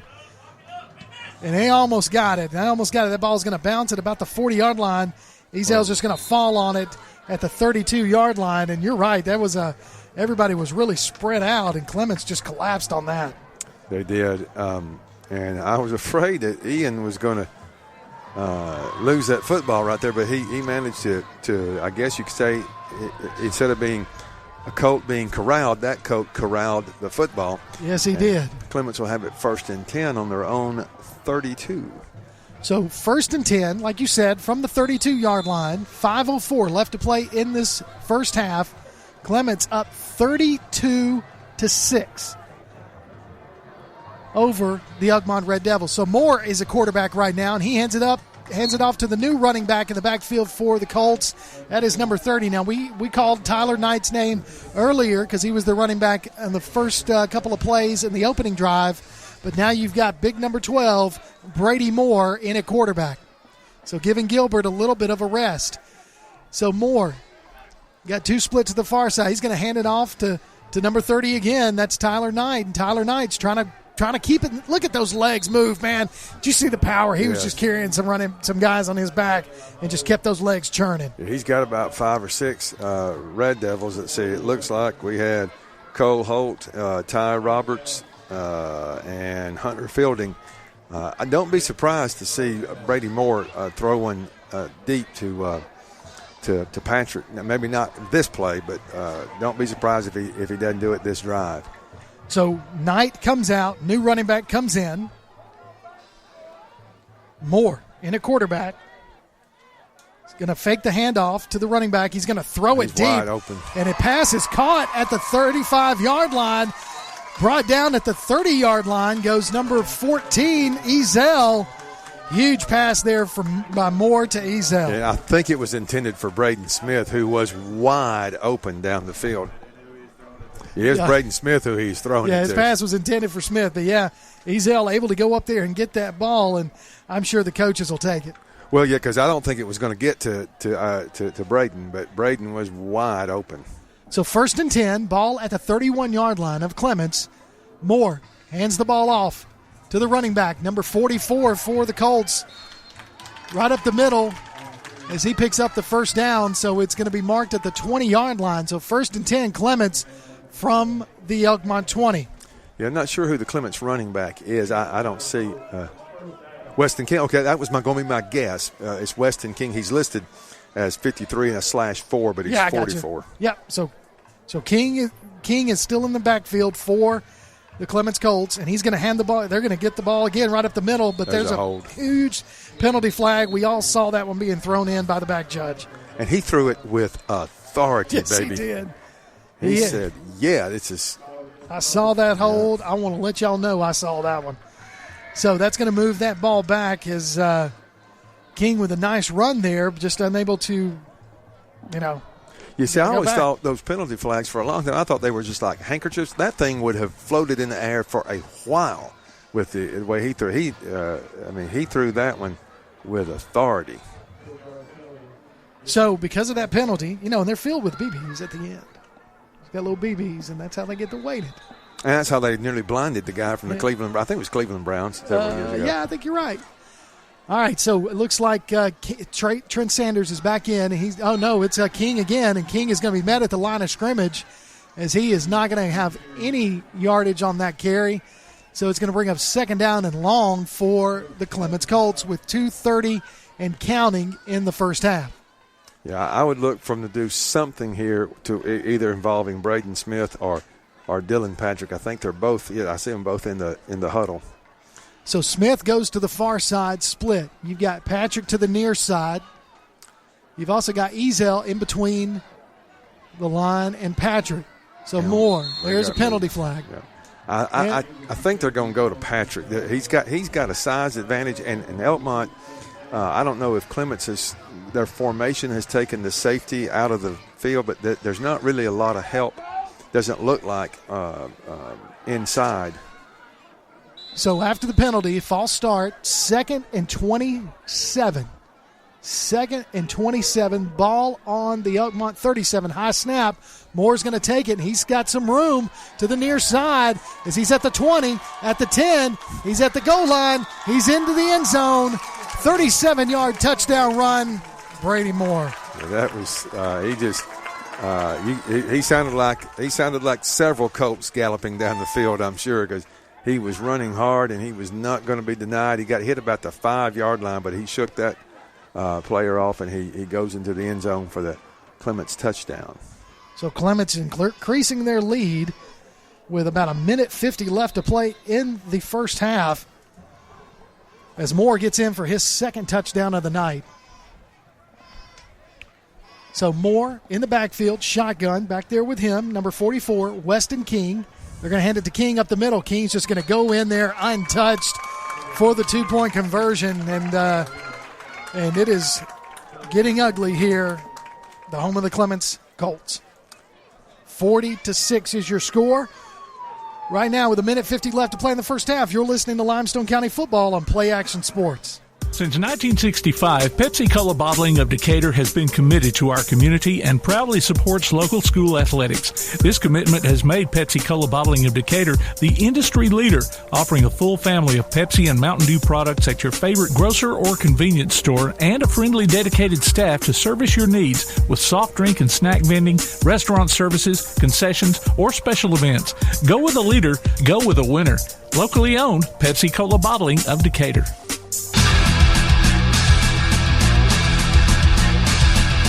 Welcome back to Limestone County Football right here on Play Action Sports. 1:50 left to play in this first half as Clements has taken a commanding lead, Paul, 40-6 over the Elkmont Red Devils. Yeah, I think we're going to have to come up with some interesting topics for the second half. I've got a few ideas. I may have to run them by. I'm sure Mr. Lambert was probably want me to run them by him so that he can still be on the air this time next week. I tell you, we got a kickoff. It's going to be a low end-over-end kick, and Allen's going to pick it up at the 20-yard line and try to take it to the outside. He's going to be met at the 30 and pushed back. They're going to give him his forward progress and say 1st and 10, Elkmont from their own 30-yard line. Something that was just a thing that we were not aware of. Tonight is Tyler Knight's first night back after a broken collarbone. Yeah, I think he broke it against Wilson, I believe it was. So it's good to see that he can come, because I think he's a senior. It's good to see he can come back and finish the year. And like I said, it looks like they're well on their way to the playoffs. I'm not sure where they would have to go, if they'd be a 3-seed or a 4-seed. I'm sure it depends on some of the games tonight. So you've got two running backs in the backfield along with Allen. You got two splits to the near side, one to the far side. Allen takes a snap. He's going to hand it off to the running back, number 28. He's going to try to bounce it to the outside, but is just going to be wrapped up for no gain. Goes the running back for the Elkmont Red Devils, number 28, Braxton Bowen. Yeah, he was hit by Trent Sanders, and I believe that was Dominic Holt that also came in to make the play. So 2nd and about 9. They're going to give him a yard on the carry. So 2nd and 9 from their own 30-yard line are the Elkmont Red Devils with 1:09 left to play in this opening half. Elkmont down by 34 points, 40-6 is your score. Clements with a commanding lead. So Allen got one running back to his left. Allen's going to roll to the far side, look to throw it deep. He's going to plant his foot, throw it short. Pass is caught right there at the out-of-bounds marker. And they're going to mark him down for a 3-yard gain. Pass caught by number 4, Cole Holt. And Jaden Gilbert on the tackle. Good tackle, because we've seen several times tonight where the tackling has not been as good as either coach would like. And if he doesn't make that tackle, he's going to run for a good 20 or 30 yards, if not more.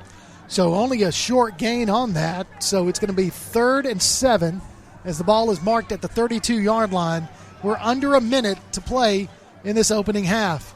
45 seconds, 45.3 seconds to be exact, Paul. Yep.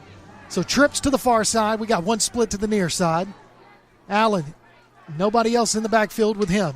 He takes a snap, rolls to the far side, plants again.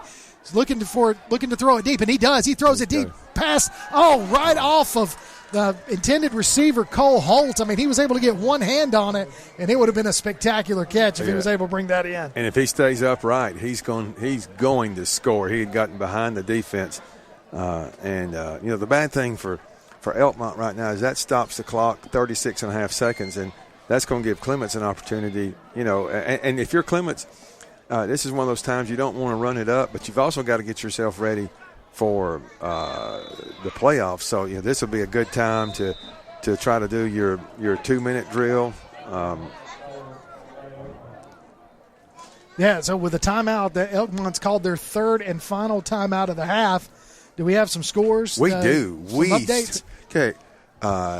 We've got James Clemens, 28, Albertville 20 in the second period. All of these are second period scores. Got to be near halftime. Florence leads Grissom 34-6.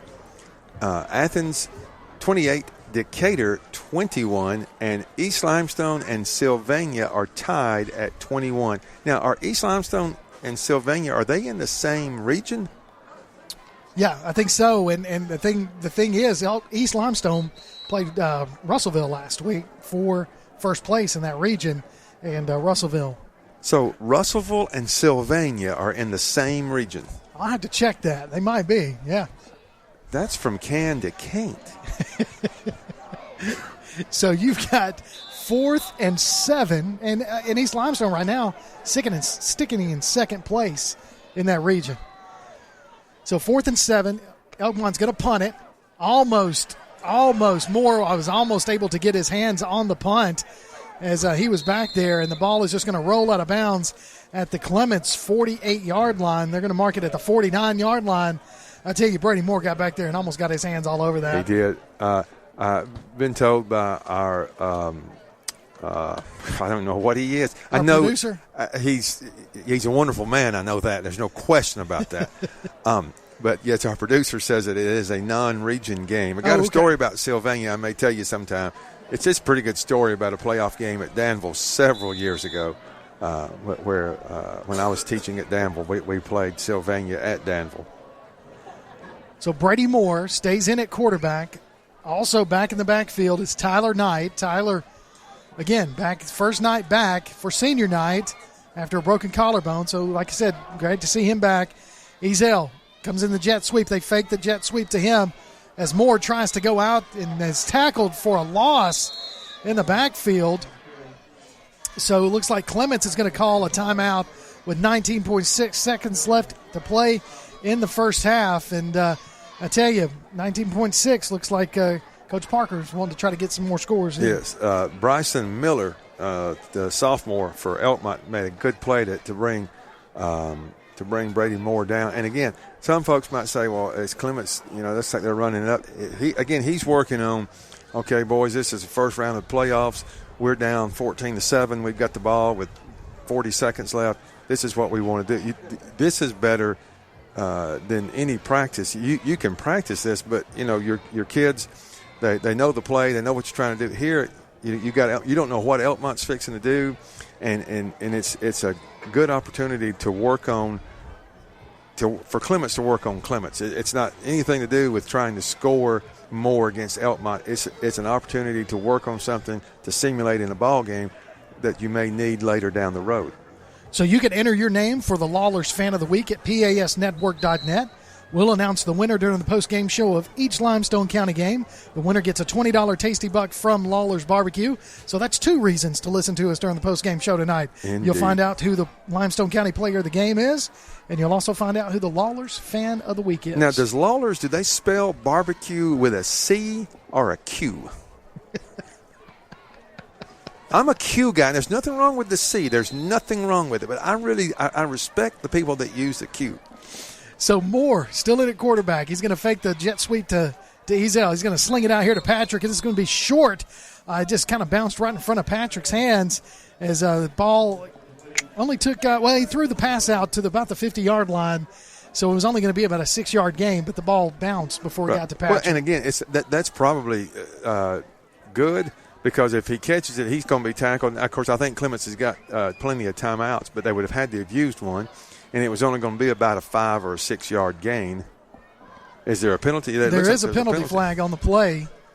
So it is a holding call against Clements. So thrown on the far side, and so the little yard markers on the far side to tell us where the 40-yard line, 30-yard line, all that, they're yellow.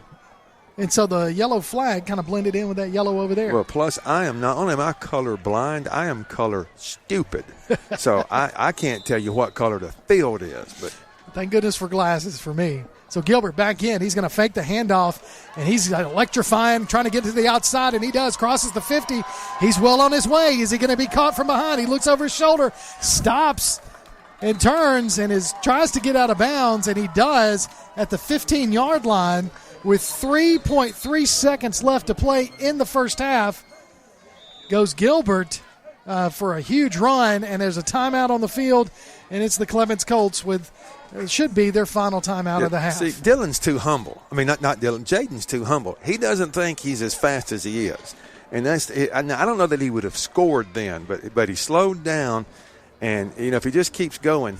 Now, I do have, in addition to the score, I've got a score that our producer may not have, but a friend of mine at Danville sent me the Danville Phil Campbell score, and the Hawks lead the Bobcats 21-16. I don't know what that means for the playoff picture if it keeps up. I know Phil Campbell, I'm 99% sure they're going to finish second and that Lauderdale County will be first, but that would put Danville at 3 region wins, and of course it'd put Clements at 3 region wins. I'm not sure. I think East Lawrence is also playing Colbert Heights, and so one of them will have 3 region wins. So I'm not sure what that would do to how it would break down. So after the timeout by Clements with 3.3 seconds left to play in the first half, Clements up 40-6 right now over Elkmont. Looks like Clements is going to try to get at least something else into the end zone before the end of the half. Nice throw by number 44 on the line just then. He threw a bullet to the sideline. Clements is going to line up for a field goal. So it is going to be a 33-yard field goal attempt by number 88. The 8th grader. Does he get it? No. It looked short, and it was. It was about 2 yards short by David Norris, number 88, for the Clements Colts. And his mother is a teacher here at Clements High. So there you go, number 88 for the Clements Colts, unable to get the field goal attempt. So that takes us to halftime. Your score, Clements 40, Elkmont 6. You're listening to Limestone County Football on Play Action Sports. Time for our Play Action Sports Sideline Shout-Out, a tip of the hat from the head coaches to their assistants on the sidelines. First, we hear from visiting Elkmont coach, Michael Pendergrast. Definitely give a shout-out to Judd Meadows, receivers coach. Guys are getting better. We're in week 8 and very young in that area. Ryan Boyd's our only senior there, and kids are getting better. Came a long way, especially this week in practice. You can kind of see the difference in those kids, especially we're more of a pass-oriented offense this year, so but he's definitely doing a good job with those guys. Robbie Reese, who's our head baseball coach, and our DBs. He one of those guys that came out and asked me to coach football at the beginning of the year and wanted to do it. And he played football at Hartselle and loves the game. And he's kind of came out and definitely learned a lot. And just fully, I'm a DB's coach, so I'm kind of a little bit stingy there. But I turned him over to him, and because he knew, he learned very fast and doing a good job there. And those guys are getting better, and because of him.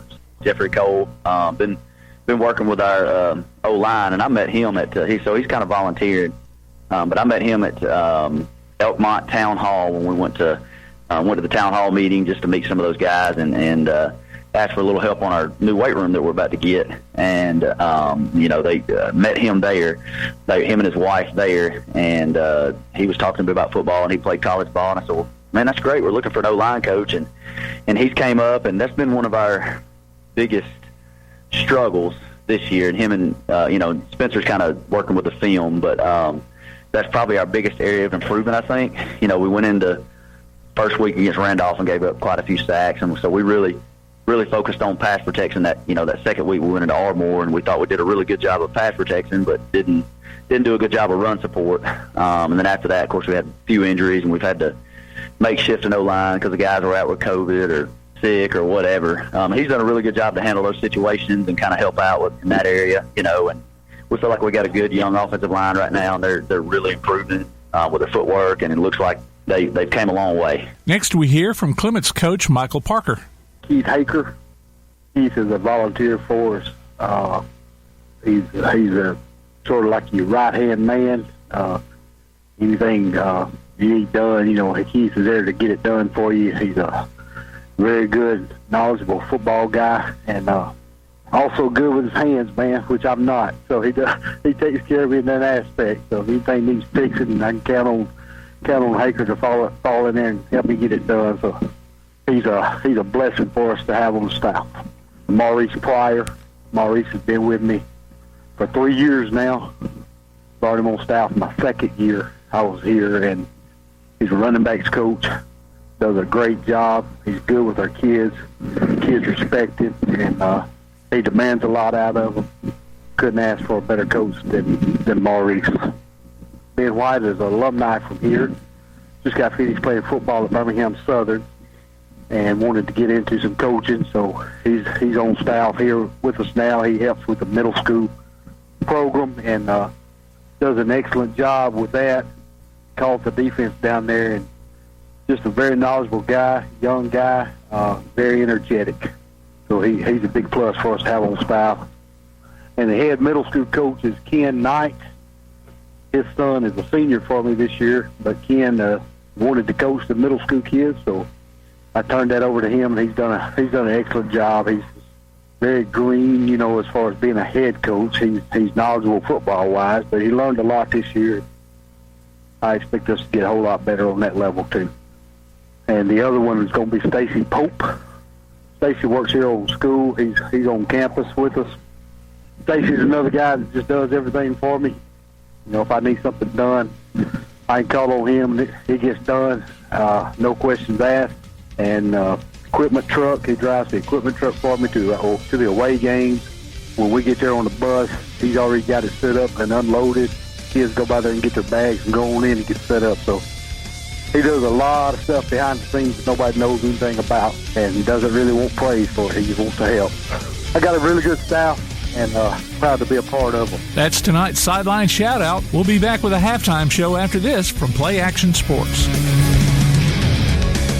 Stick around after local high school football coverage this season as we announce our Lawlers Fans of the Week. Just go to pasnetwork.net and register.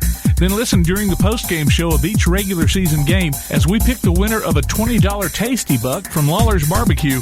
The next Fan of the Week could be you from Lawler's Barbecue and Play Action Sports. Welcome back to Limestone County football right here on Play Action Sports. We're at halftime. Here's your score. Clements 40 and Elkmont 6 right now. We're going to take a listen to the Elkmont Marching Band.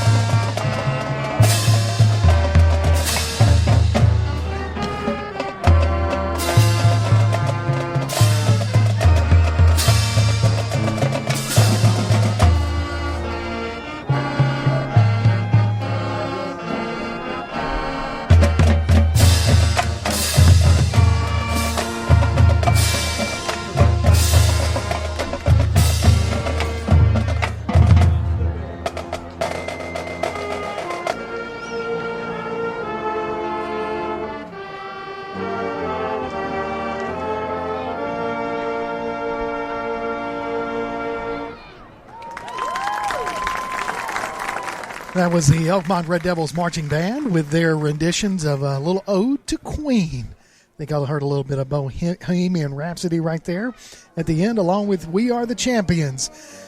We're about 13 minutes left in this halftime right now as we wait for the Clements Marching Band to come out and take the field. But right now you can hear Elkmont continuing to play.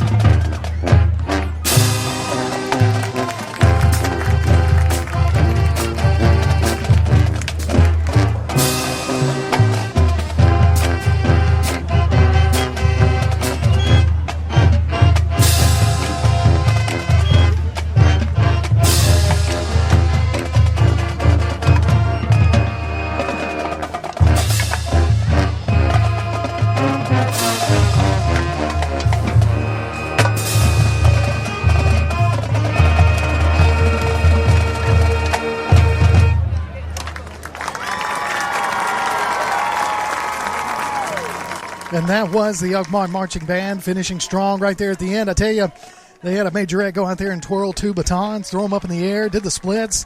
That was that's hard to do, man. That's hard to do.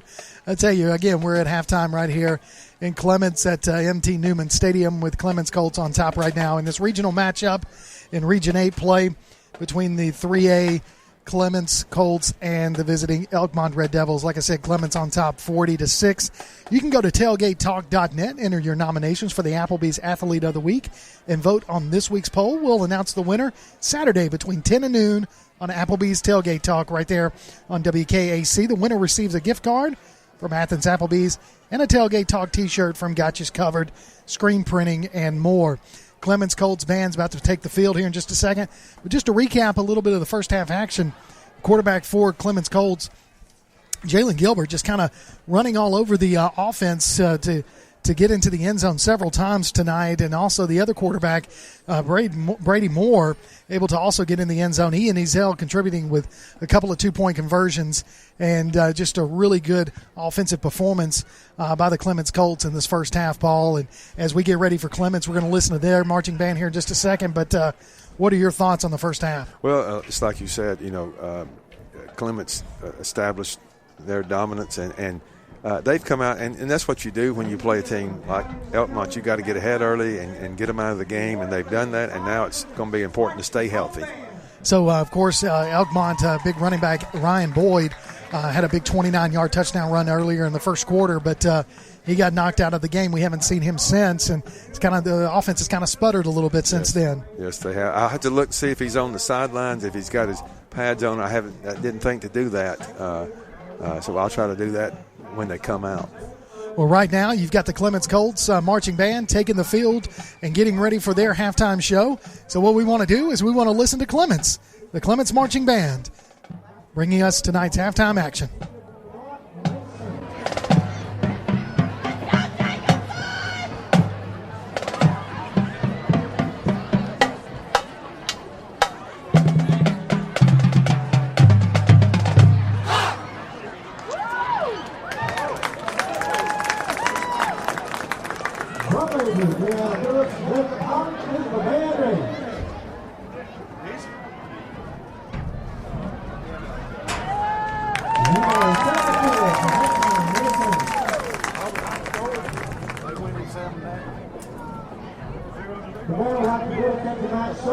Lisa Powell, who stepped up to drive her second ambulance while we couldn't find another driver. We're going to show her tonight. Thank you, Miss Powell.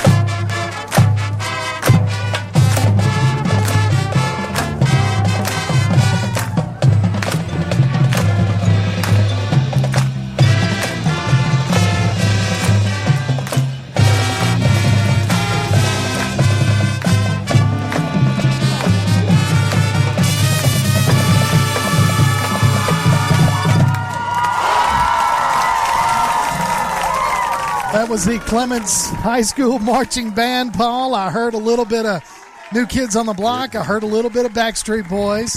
Yeah. You know, a little boy band action right down there. We did. It was, as I call it, the bubblegum rock era. Yeah. I learned something new while watching the Colt Marching Band. One of the drummers dropped a stick, and they had one somewhere on them, and because they didn't bend down to pick it up, they whipped out another one. I thought, now that's pretty cool. He had to have his backup. He had to have that backup, man. Yeah, I don't know if he wasn't confident or maybe he was prepared. I think we should say he was prepared. He was definitely prepared. Yes. Well, that's halftime for us right now. Your score, Clements 40, Elkmont 6. When we come back, we'll have second half action right here. You're listening to Limestone County Football on Play Action Sports. Since 1965, Pepsi-Cola Bottling of Decatur has been committed to our community and proudly supports local school athletics. This commitment has made Pepsi-Cola Bottling of Decatur the industry leader, offering a full family of Pepsi and Mountain Dew products at your favorite grocer or convenience store and a friendly, dedicated staff to service your needs with soft drink and snack vending, restaurant services, concessions, or special events. Go with a leader, go with a winner. Locally owned, Pepsi-Cola Bottling of Decatur. Technology is a great thing, but sometimes a camera in your phone just isn't enough. That's where Down Home Portraits comes in. Robbie Newport at Down Home Portraits can capture any event you like. Sports, family, parties, or senior portraits. Call Robbie at Down Home Portraits at 777-3528. Visit them on Facebook or online at downhomeportraits.zenfolio.com. Down Home Portraits, 777-3528. Gilbert's Jeeps and 4x4s on Highway 72 West is the place to go for high-quality, clean, used Jeeps, including CJs, Scramblers, Wranglers, military Jeeps, and other 4x4s. If your Jeep needs parts, they've got them too. Tops, guards, and other miscellaneous items. Stop in and see Grant at Gilbert's Jeeps and 4x4s located at 6494 Highway 72 West, just a mile east of Elk River between Athens and Rogersville. Open Monday through Friday, 8 till 5, Saturday, 8 till noon. Call them at 729-1980 or check out their latest deals online at webejeeping.com. Gilbert's Jeeps and 4x4s. Ridgeline Construction knows how important home is to you. We want the process to be one in which you have complete trust and understanding in the services we provide. I'm quite impressed with the amount of guys that can come in and get that all done in really one day. They're going to do exactly what needs to be done for your house. It's time to trust Ridgeline Construction with your biggest investment. You won't regret it, and that's a promise from our family to yours. Ridgeline Construction. Call 325-1345 or visit ridgelineconstructionhsv.com. Come on out to Village Pizza on the Athens Square for the best freshly made pizza, wings, pasta, sandwiches, salads, and more. Folks from all over the Southeast rave about their food, service, and great atmosphere. See for yourself. Village Pizza, 222 West Market Street in Athens. Since 1951, Cream Delight in Athens has been a Valley tradition. From their upside-down banana split and milkshakes to chili dogs and pretzels, Cream Delight has served generations from the same walk-up location. Cream Delight, 401 West Washington Street in Athens. Keep up with local school, travel, youth, and amateur sports throughout the week with the Play Action Sports Update. Listen weekday mornings at 7:30 and weekday afternoons at 1:30 and 3:30 as we bring you the latest scores, news, and announcements from Limestone County and surrounding communities. That's the Play Action Sports Update 3 times a day, Monday through Friday on 1080 WKAC. Welcome back to Limestone County Football right here on Play Action Sports. I'm Kirk Pierce. Alongside me, the color commentator, Mr. Paul Wilson, and our producer, the always present Tim Lambert. We're just about a minute away from second half action as Clements is on top 40-6. Now, both of these teams still have one more game, but both games are non-regional games, Paul. Clements goes on the road next week to face Hatton in a non-regional matchup, as Elkmont also goes on the road next week to close out their season against Hanceville. Yes. So, okay, I just got word Danville has regained the lead against Phil Campbell. So Danville is up 4, and we'll talk about what that might mean later in the broadcast. But that is something to be very interesting if you are a Colt fan, I do believe. So that's what we're at right now. This tonight's matchup between these two teams has huge playoff implications for the Clements Colts. Obviously, Elkmont trying to get their first win of the season. And they started off well, took their opening drive down to score a touchdown by their running back, Ryan Boyd, who was knocked out of action early in towards the end of the first quarter, trying to make a tackle to keep one of the players on Clements' side from getting in the end zone. But we haven't seen him since, and since then that offense has kind of sputtered for Elkmont. But Clements, on the other hand, their offense is clicking. They've had two quarterbacks in there. You've had obviously number 12, Brady Moore, who's also been in there at running back, and you've also got number 6, Jaden Gilbert, who has been electrifying on the offensive side in the quarterback position for the Clements Colts. So it's going to be interesting to see what Coach Parker decides to do. Does he go with Gilbert in a quarterback start second half, or does he put Moore in the quarterback? Well, and he may want to get as many of his young kids in as he can, because right now you don't want any kind of injury, because even something as simple as a sprained ankle can keep you out a couple of weeks, and that's a playoff game right there.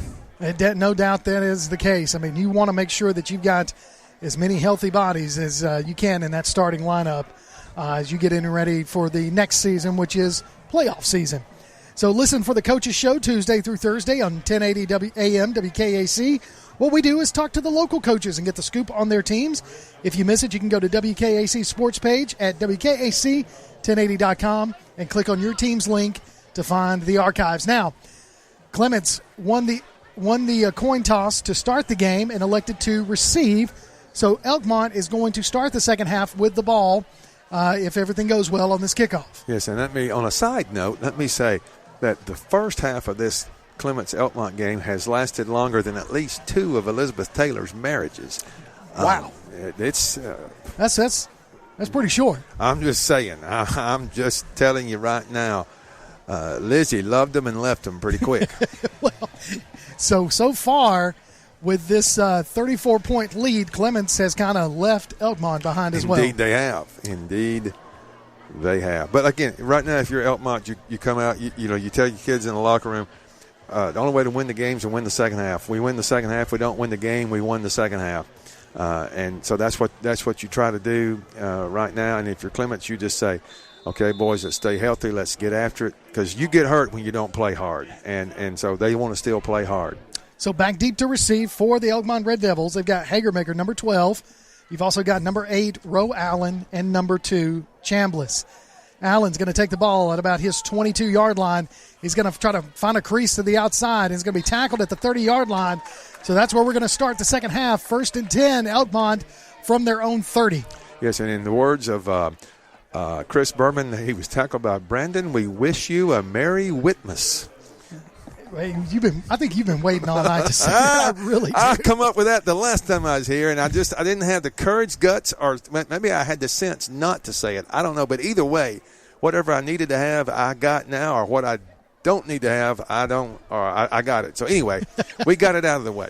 We got it out of the way as I look at the clock operator over here eating jalapenos on some chips. Yeah, he's got a tougher intestinal system than I got, because there ain't no way I could do that and keep a clock. So Roe Allen, he's got splits to both sides. He's going to hand it off to the running back right up the middle. That's Boley. Boley's still on his feet trying to push his way forward. Finally gets brought down by number 7, Braden Smith.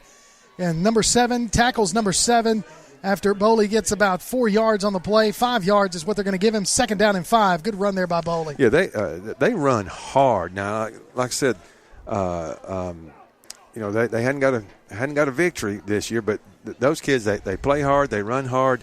I like the way they play. So Allen, shotgun, got Boley to his right. He's got 2 splits to the near side and also 2 splits to the far side. Puts a man in motion. That's number 10. That's Roberts. Ty Roberts got 2 men in motion. Can't do that. Number 12 also goes in motion, Hagermaker, and that's going to be a false start against Elkmont as 2 men in motion. You cannot do that. Well, you can on this continent, but you must be well north. Again, Canada, baby. Yeah. Their football rules their taxes are high, but their football rules are a bit more relaxed than ours. So that's the second Canadian football reference we've been able to get in this ball game. Yes. So again, Allen puts 2 men to far side, 2 in the near side, and he's going to put a man in motion. So Allen's going to fake the pitch. He's going to keep it himself. He's going to be tackled for a short gain of about 2 yards on the play, so it's going to bring up 3rd and 8 for the Red Devils. Yeah, one more Canadian football reference. I was doing broadcast for Danville football years ago on a tape-delayed basis, and I forget who Danville was playing, but we intercepted the pass, and I said, the guy's at the 45, he's at the 50, he's at the 55. And they're like, hey, he's not in Canada. There is no 55 in the United States. No, it's not. So 100 yards is all you get. So Allen, he's got Boley to his left, trips to the far side, one split to the near, 3rd and long for the Red Devils. Allen dropping back to pass. He throws it across the middle to nobody as the pass looked like it was intended for number 10, Ty Roberts, but Ty wasn't able to get there. So it's going to bring up 4th down for the Devils. He had good protection. That's the best protection he's had all night. But I don't know if it was a mix-up on the route or if he the pass looked like it didn't come out of his hand correctly. So it could be that he lost his grip. He had time to throw, but like you said, his pass was not very close to the receiver. So Clayton Boley's going to line up to punt for the Red Devils as the Red Devils kind of line up in a weird formation where everybody is at least 2 to 3 people away from one another. Back deep to receive is Gilbert, and they, I think, got a piece of that one. And it goes out of bounds at the 46-yard line of Elkmont. So Clements going to get their first possession of the second half already in Elkmont territory at the Elkmont 46-yard line. And I'm not questioning, as in I think I know better. I would like to seek some knowledge as to why they line up that way, because only the end guys would be eligible to catch a pass. So I'm not sure what the purpose of those wide splits are. Yeah, I guess it's just to spread the defense, but Clements is just collapsing right there in the middle. Yes. So Gilbert in at quarterback. He's going to keep it himself and go to the far side as he crosses the 45 past the 40-yard line. Penalty flag on the play, and it's coming back as he's still on his feet but trying to get shirt tackled at about the 15-yard line. But that's going to be holding against Clements, so that long run by Gilbert's coming back. Yeah, there's been a couple of times, one for Clements and then one for Elkmont, where if we were in like 1974 at Legion Field and Alabama was running the wishbone, those guys would have scored with no jersey on. Yeah, the tearaways. Yeah, the tearaway jersey was popular back then. So that's going to move Clements back quite considerably, 10 yards. So it's going to be 1st and 20 after the holding penalty against the offense. 7:30 and counting. Clements on top, 40-6 over Elkmont. As Gilbert, quarterback, he's got to his right, he's got Tyler Knight, number 30. 2 splits to the near side. He's also got 2 splits to the far side. Gilbert is going to hand it off to Knight. No, he's going to fake the handoff and keep it himself, go up the middle. Spins off of one tackler, still on his feet to about the 35-yard line. Tackled and brought down by a couple of different Red Devils as he picked up a lot of that yardage back, but it's still going to be 3rd, and they're going to say 9-8 as we still move the yard marker. So 2nd down and 8 for the Colts. Yeah, Cole Holt was in on the tackle. I think, Kirk, that we've got – I'm guessing we have a running clock because Elkmont just had it for like 3 plays, and we're already halfway through the quarter. So I don't know if the coaches agreed to just and I may be wrong, but I think that we've got a running clock this second half. So we'll keep an eye on that to see what happens here. But Gilbert in at quarterback still. He's got Knight right behind him. He's going to put a man in motion. They're going to hand it off to Knight up the middle. Knight's got a huge hole and busts forward for a nice 8-yard pickup. Still short of the first down, but 3rd and 2. You got to be happy for Parker. If you Coach Parker with the hole that those offensive linemen are making. Yes, that was a tackle by Chase Hagermaker, and like I said it's 3rd, and sometimes they say a short 2 or a long 2. I would say this one would be categorized as short 2. It's more than a yard, but it's right at I don't know, a yard and a half, maybe 2. So man in motion, and that's going to be false start right there because the man in motion kind of made him move forward before he should have. I think it's a timeout. Timeout, yeah. No, they didn't throw the penalty. So Elkmont called a timeout. Yes. It was going to be a penalty play on that. So do we have some scores that we can kind of throw to the audience? Okay, these are halftime and or third quarter scores. At halftime, James Clemens 35, Albertville 20. Third quarter, Athens 34, Decatur 28. Tanner has scored either late in the third or early in the fourth to take a 7-6 lead over Pisgah. Florence leads Grissom 41-6. Austin has answered the 2 touchdowns Bob Jones scored, and they now lead 28-14. And Ardmore is shutting out May Jemison in the third quarter, 15-0. These scores are brought to you by Limestone County Commission Chairman Colin Daly. So again, James Clements kind of trying to finish the season undefeated and go 10-0 for the first time in school history. Athens fighting for a playoff spot. You know, if they can get a win tonight, maybe that'll help them in their bid for a playoff spot. It'll be the 4th place spot, I believe. And Tanner trying to win their area. Yeah, Tanner has had a nice rebound. Their season, they started off with a huge loss to Ardmore, but they have rebounded nicely and are hopefully going to not just get in the playoffs, but maybe, I don't know, maybe they can get a home game in a couple of weeks. So Gilbert comes in after the timeout by Elkmont. He's at quarterback. He's got Knight right behind him, 2 splits to the near side. That's Patrick and Brady Moore. Going to hand it to Knight up the middle. Knight's going to spin off of a tackler. Looks like there's going to be short of the first down. He tried to give him his forward momentum, but they're going to say 4th down. So he was only able to get about a yard, but he is definitely short of the first down. Yeah, this is one of those when the color guy says the obvious. It's going to depend on the spot. It always depends on the spot. But I know what they mean. Yep, so 4th and a long one. How about that? Yes. With 5:18 and counting on this third quarter. So you've got Gilbert in the backfield along with, now it looks like number 42, Trey Sanders. Sanders gets the ball up the middle. No, that's number 44, Weston King, with a huge run. Picks up the first down and some extra yardage past the 30-yard line down to about the 28. So 1st and 10 for Clements on that run play. Yeah, tackle was by Ty Roberts and Chase Hagemaker, but unfortunately those are defensive backs for Elkmont. So when your defensive back is tackling a running back, it's a first down most of the time. So King's going to get the ball again and tries to take it to the outside. Got a penalty flag on the play as he gets brought down at about the 24-yard line, and it's going to be a holding call, looks like, against Clements. We'll see if I'm correct. Yeah, I believe we had it's possible that it was one of the wide receivers. It looked like he might have, a lot of times you can grab the jersey, you just can't extend your hands, and he had his hands extended, so I don't know if that's the one they called or if they had another one. So with that, they're going to move Clements back 10 yards, and so it is against them. It's a holding penalty. So it's going to be 1st and 20, ball marked at the 36-yard line of the Red Devils. 40-6 is your score. Clements on top of Elkmont with 4.5 minutes left to play in the third quarter. You're going to have quads split to the far side. You got Parker, Dylan Patrick, check that, by himself over here. Gilbert's going to take the ball. It's a high snap, and he's going to pick up about 6 yards on the play as he was able to run it up the middle for quarterback keeper. But again, another high snap that when those snaps come in a little high, that kind of slows you down just a bit. Yeah, that pretty much ends, if you've got a timing route or anything like that, it pretty much ends that. Tackle that time for the Red Devils were Bowley and Hagemaker made the stop. So 2nd down and about 13 to go. Ball spotted at the 31-yard line.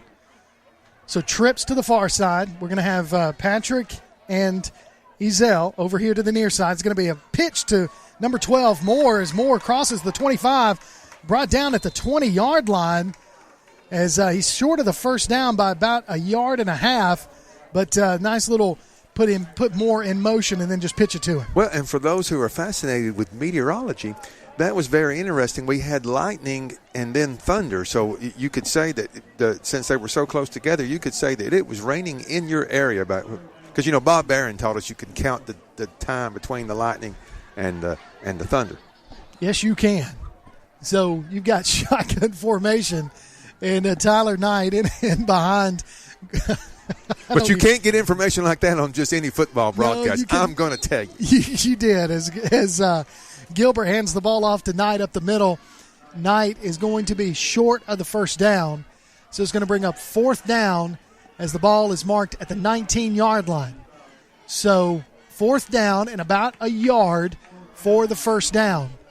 We're under 3 minutes. We're actually almost at 2.5 minutes left to play in this third quarter as Ezel and Smith split to the far side. Gilbert, quarterback, Knight behind him. Going to fake the handoff, and Gilbert's going to run to the near side. Fake the pass. He's going to keep it himself. He's down to the 5. He's into the end zone. Touchdown.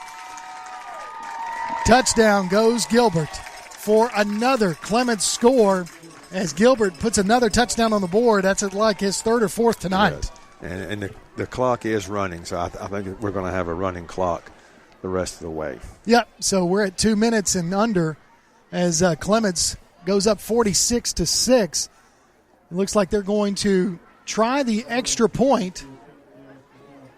So you're going to have Brady Moore as the holder, as number 88, David Norris, lines up to kick the extra point. If he kicks like he did the field goal, this will be a good extra point. And it is up, and it looks good from here. Let's see if we get confirmation. And the hand goes up, and we do. Your score with 1.5 minutes left to play and counting. Clements 47, Elkmont 6. You're listening to Limestone County Football on Play Action Sports.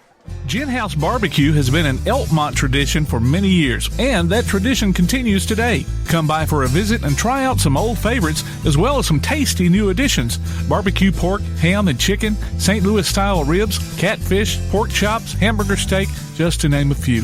They're open early for breakfast, too, so take a drive up to 18060 Upper Fort Hampton Road in Elkmont, just 0.3 of a mile east of Highway 127.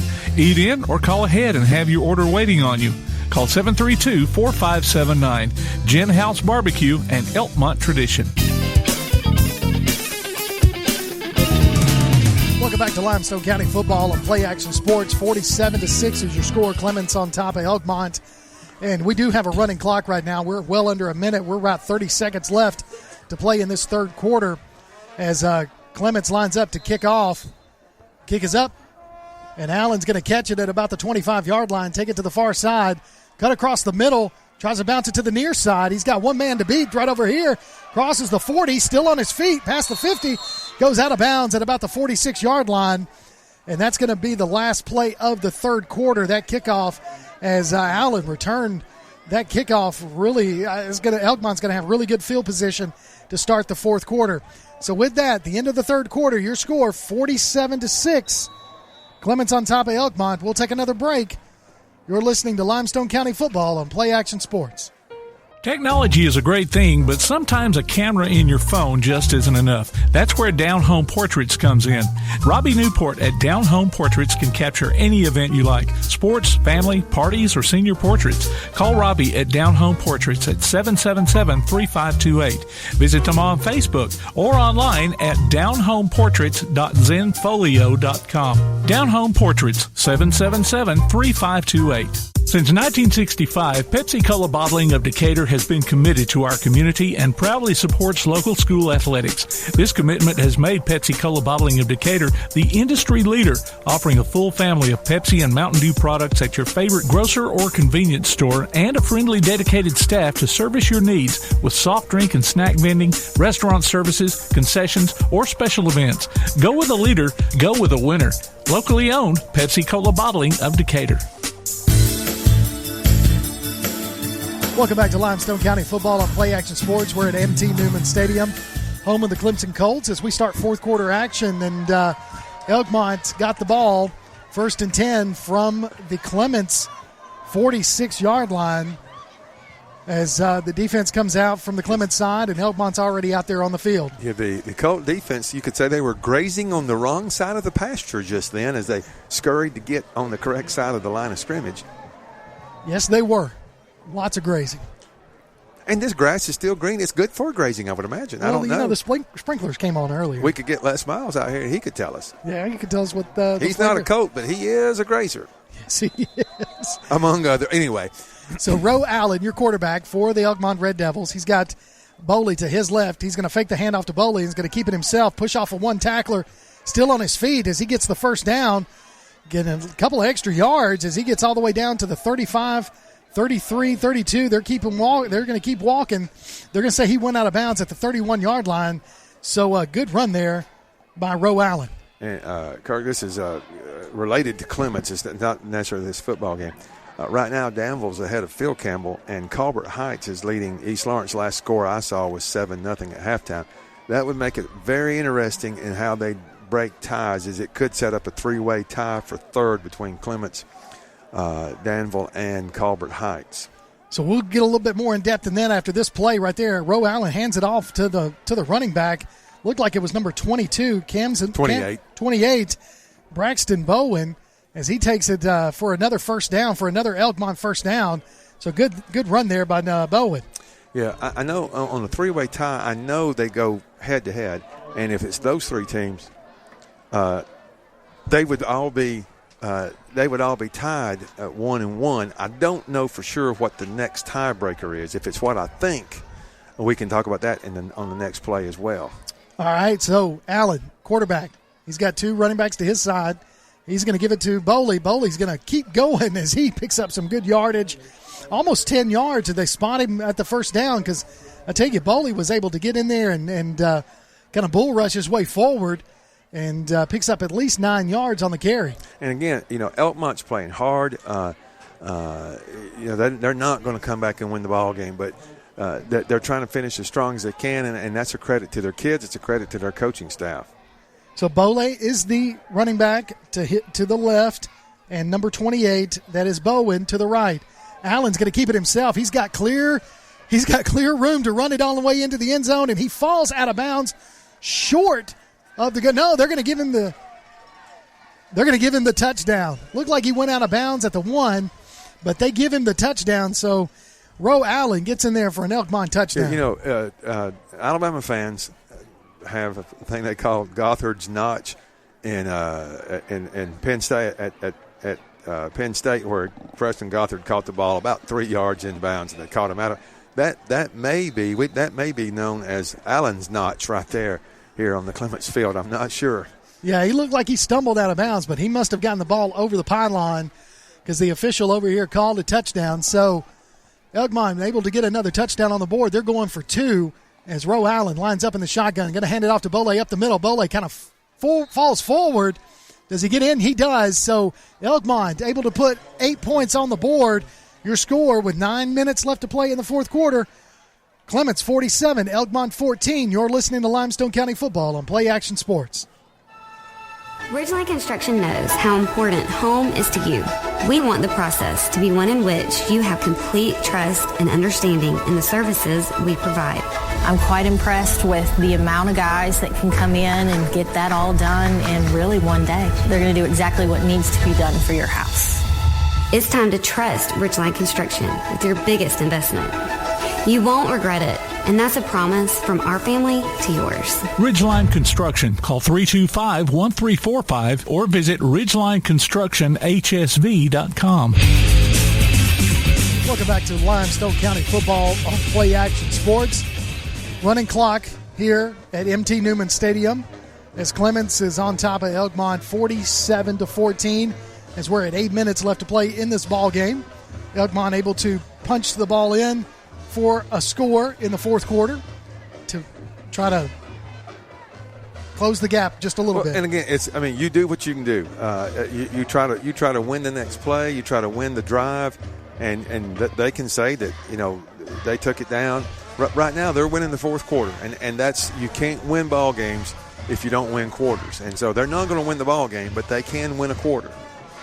Yeah, that's something Coach Pendergrass, I know he's wanting to make sure that he can look at some positive things to tell his players after tonight's ball game. So Cole Holt kicks the ball. It's a short kick it's kind of a pooch kick that's going to roll out of bounds, and Clements is going to get the ball in their own territory. They're going to probably mark it down at about the 37-yard line. No, they're going to mark it down at the 39 as that ball is a penalty and rolls out of bounds. So 1st and 10, Clements from their own 39. Yeah, no disrespect here, but that kind of was like Mel Tillis trying to tell you what he was fixing to sing. It took its time getting out of bounds, but eventually it rolled out of bounds. I was afraid, Patrick was just going to let it roll, and I thought, I don't know that it's going to get out of bounds, and it finally did. And course, that's a penalty. And I guess Clements can take it at the spot, or they can have them re-kick 5 yards back. So they took it at the spot, so it's going to be 1st and 10. Clements from their own 39-yard line. We are at 6.5 minutes left to play in this ball game as Clements has a substantial lead. 47-14 is your score. And this is just their second possession of the half. Of the second half, yeah. So, in at quarterback, you've got number 17, Chase Thompson, quarterback for the Clements Colts. So no, that's Elkmont. It's Wyatt Albritton. Oh, I'm looking at the wrong. You are exactly right. Albritton's going to take the ball to the near side. He's moving. He gets tackled at the 40-yard line. Goes Wyatt Albritton, and I tell you, man, he definitely was able to get over here quickly. If he's left-handed, he could be a kind of a smaller version of Jared Lorenzen from Kentucky. Yeah, they got him. He's a freshman. Got him listed at 5'6", 150 pounds, and he was running right there. He was going as hard as he could go right there. So he ends up picking up only about 2 yards on the play. So after the Clements timeout, it'll be 2nd down and 8 for the Colts with 5:51 because the clock is stopping on a timeout. Yes, and that was a play right there. He couldn't get around the corner. You know, he was always one step from being able to turn up field, and that's where when you got an athlete like Gilbert, he's got that extra step. He gets that extra step, and he cuts it up field, and now he's got the advantage. So number 17, Albritton's going to stay in at quarterback. He's got 2 splits to the near side. He's got 2 splits to the far side. After the timeout, number 8, Dominic Holt comes in. He's also a freshman in the backfield along with Albritton. So 5:51 left to play in the ball game. Braden Smith comes in. He's going to take the handoff on the jet sweep. Tries to find a hole as he gets to about the 44-yard line. Falls forward and is going to be tackled at the 44-yard line. On the jet sweep goes Braden Smith. Yes, and thankfully the official there was a little bit of motion by the running back right before the snap, and he chose, either he didn't see it or he chose to ignore it. And on behalf of fans everywhere, I say thank you. So 3rd down and about 6 to go for the first down. Clements Colts on offense. Ball marked at the 44-yard line of the Colts. 2 running backs in the backfield along with quarterback Wyatt Albritton. He takes the snap, hands it off to number 8, the other freshman, and he's going to keep fighting forward down to the 50-yard line. Goes Dominic Holt fighting for yardage as he picks up that first down. Yeah, on that previous play. Now older folks will remember this. Now, you're a young pup. Now, I'm not going to say that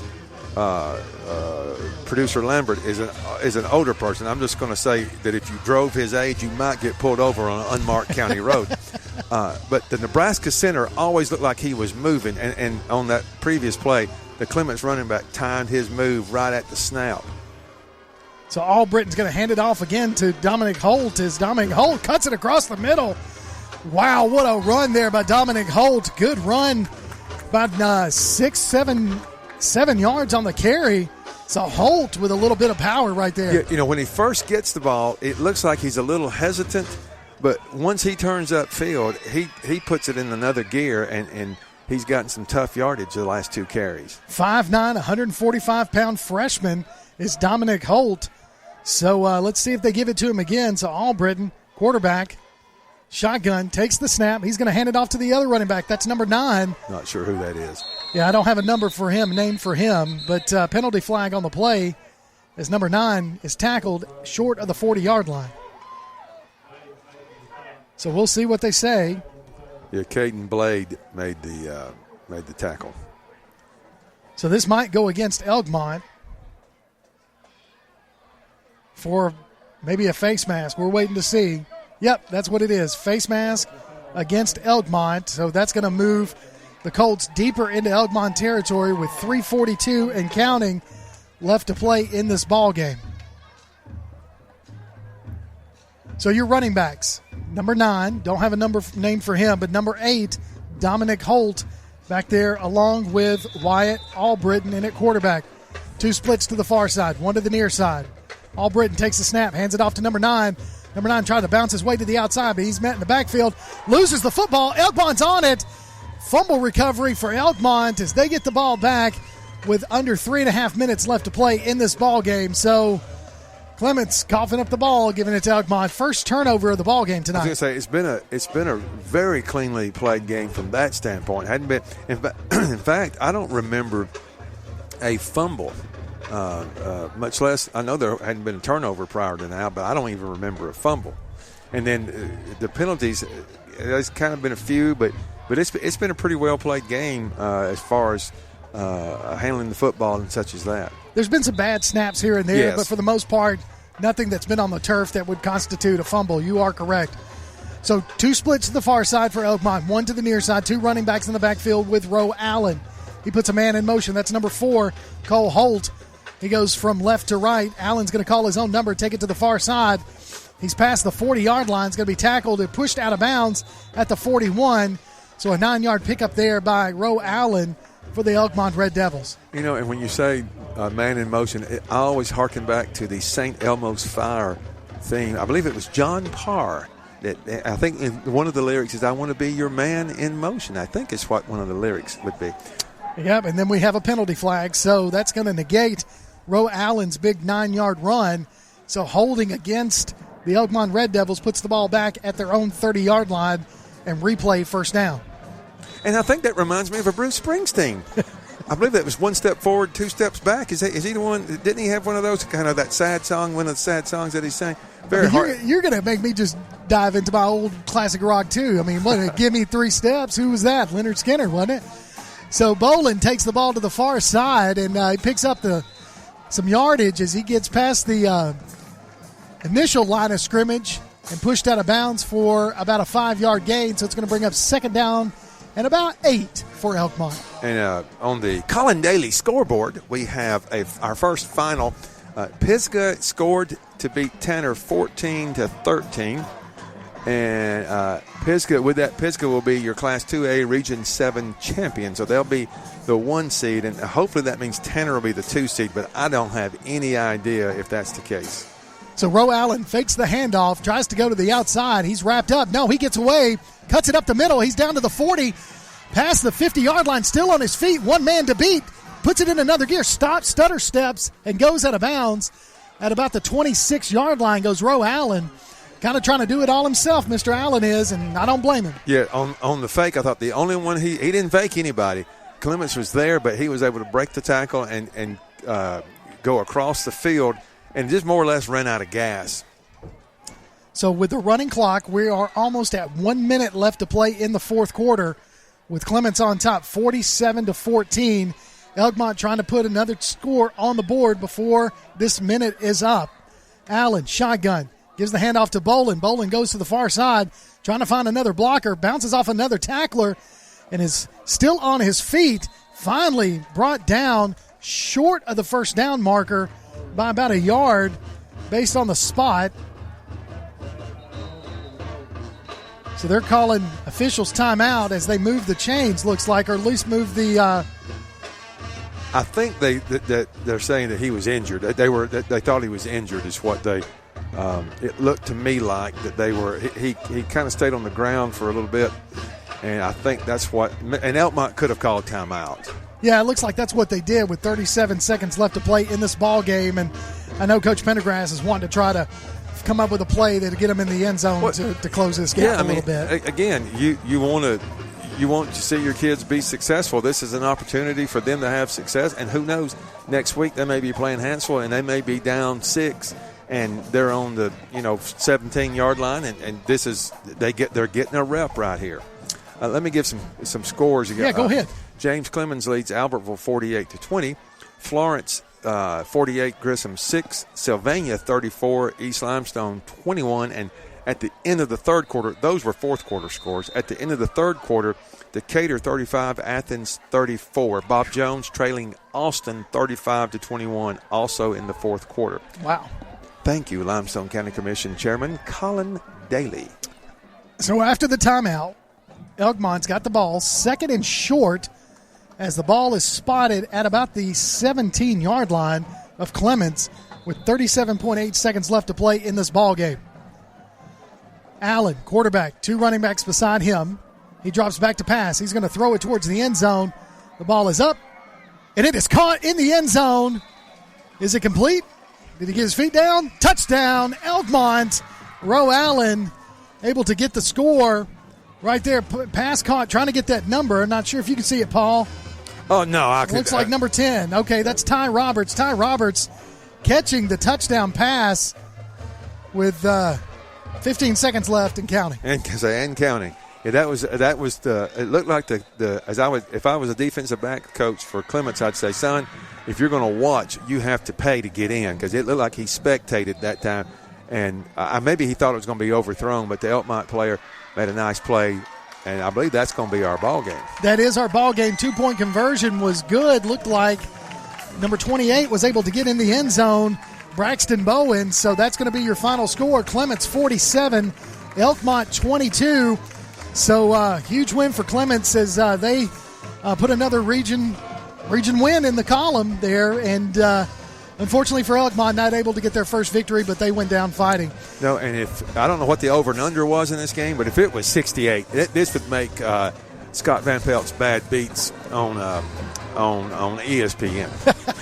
So what we'll do is we'll take a break. When we come back, we will announce our player of the game and our Lawlers fan of the week. Right now, you're listening to Limestone County Football on Play Action Sports. What makes a better banking experience? A lot goes into it, but the heart of that equation is helpful people who offer a genuine smile and actually know your name. It sounds simple, but these days that personal touch can be hard to come by. At Citizens Bank and Trust, friendly personal service is something we live by. It may seem like a small thing, but we invite you to see the big difference it makes. Citizens Bank and Trust, member FDIC. Hey guys, this is Joanna with CEI Bookstore and Truth Publications. I'd like to personally invite you to our storefront. While you're here, you'll find a variety of Bibles, children's gift items, trustworthy study materials, and more. Come check out our children's section. It's filled with Bible stories, picture books, games, toys, and a growing selection of homeschool materials. Here at CEI Bookstore, our goal is to provide you with trustworthy resources to bring you and your family closer to God. Stop by, and our friendly staff will be happy to help you find material that fits you and your family's needs. CEI Bookstore and Truth Publications. Taking his hand, helping each other home. Since 1965, Pepsi-Cola Bottling of Decatur has been committed to our community and proudly supports local school athletics. This commitment has made Pepsi-Cola Bottling of Decatur the industry leader, offering a full family of Pepsi and Mountain Dew products at your favorite grocer or convenience store, and a friendly, dedicated staff to service your needs with soft drink and snack vending, restaurant services, concessions, or special events. Go with a leader, go with a winner. Locally owned, Pepsi-Cola Bottling of Decatur. Limestone County High School sports are brought to you in part by Limestone County Commission Chairman Colin Daly. Visit the County Commission page at limestonecounty-al.gov to keep up with what's going on in the county and find out what ranks us in the top 5% in the state. You can also call Colin at 256-233-6400 or on his cell phone at 256-800-4544. Join us for Applebee's Tailgate Talk every Saturday morning at 10 on WKAC. We'll talk to coaches and sports figures of local interest and get their thoughts on whatever comes down the pike. We'll also announce our latest athlete of the week and give away an Applebee's gift card and a Tailgate Talk t-shirt. Applebee's Tailgate Talk, Saturday mornings at 10 on your Tailgate Talk app, on your Amazon Echo or Google Home device, online at tailgatetalk.net, and on the air at 1080 WKAC. Welcome back to Limestone County Football right here on Play Action Sports. Your final score, Clements 47, Elkmont 22. Drops Elkmont's record to 0-9, 0-6 in 3A Region 8 play. However, for the Clements Colts, they move their overall record to 3-6 and not up their region play at 500 with 3-3 wins and 3 losses. And right now, depending on how things shake out across the rest of the region, right now maybe there's a 3-way or a tie for third place. Well, they got some good news. Phil Campbell scored late to beat Danville 32-28. So I don't think there's any way that Clements can cannot make it. They'll either be the 3 seed or 4 seed. I think it depends on the Colbert Heights, East Lawrence. If East Lawrence, one of them is going to be 3-3, and if Colbert Heights beats East Lawrence, then Colbert Heights, I believe, would be third because they beat Clements. If East Lawrence beats Colbert Heights, then I think Clements would be third because they beat East Lawrence beat them head to head. So, well, good news. I guess that's great news for Clements, as I know that, like you said earlier, this will be the third year in a row. I believe it's the third. However many years Coach Parker has been here, I think the first year they didn't make the playoffs, and I believe they've been in every year since then. And I want to say I was here for 2 years, so 2 years ago I think was the first time that they had been to the playoffs under Coach Parker, and so that would be. That this would be the third straight year, and I'm not sure I'm not as familiar with Clements football history as I'd like to be, but I don't know if they've been 3 years in a row before. They've been to the playoffs several times, but this will be a senior class that you can say, since, because really you may count from your 9th grade year, but you play starting your 10th grade year. They can say that for their last 3 years they've been in the playoffs. Well, congratulations to Coach Parker and the Clements Colts for tonight's victory over Elkmont. You can listen or download a copy of this game or listen to it on demand by going to pasnetwork.net. There's a streaming schedule of all upcoming games and links to our mobile apps, too. Next week, you'll be able to listen to us as we go to Tanner, as Waterloo comes to town and takes on the Tanner Rattlers. And hopefully Tanner will not be like Napoleon and meet their Waterloo. You've been waiting to say that. I just come up with it, and I felt like, I think I needed to toss it out there because you never know what's going to be your last one, and I think that may be my last one right here. Well, you can always enter your name for the Lawlers Fan of the Week at pasnetwork.net. We'll announce the winner during the postgame show of each Limestone County game, which is right now. The winner gets a $20 Tasty Buck from Lawlers Barbecue, and tonight's winner of our Lawlers Fan of the Week is Aaron Williams. Congratulations to Aaron Williams. You have 2 weeks to drop by WKAC Radio to pick up your gift card. And that brings us to tonight's player of the game. During our postgame show, each and every week, we announce the Limestone County player of the game. Our feature player will get a gift certificate good at either Village Pizza or Cream Delight. And, Paul, tonight's player is? I think you got to go with Jaden Gilbert. Without question.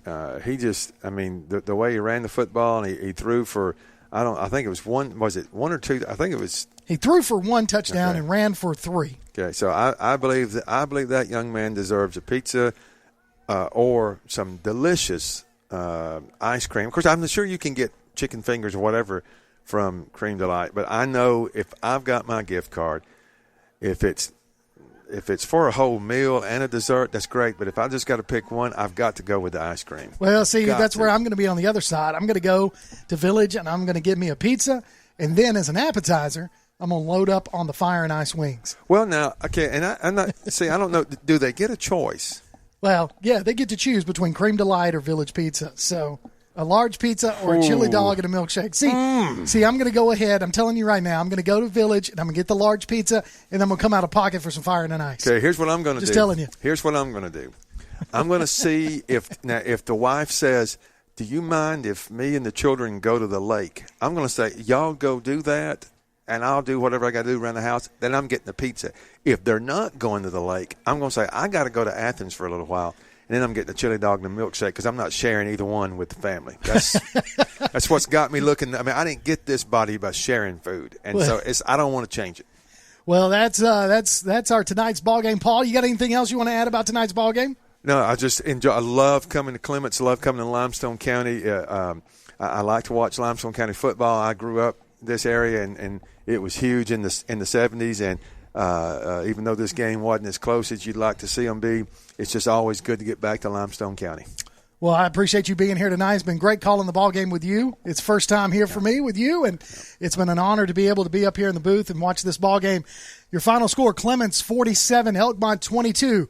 For Paul Wilson and our producer, Mr. Tim Lambert, I'm Kirk Pierce.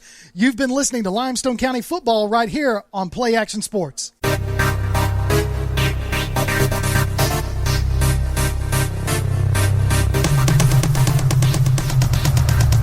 You've been listening to Limestone County High School football on the Play Action Sports Network. If you'd like to download a copy of tonight's game, log on to PASnetwork.net. Limestone County Football is a production of Play Action Sports.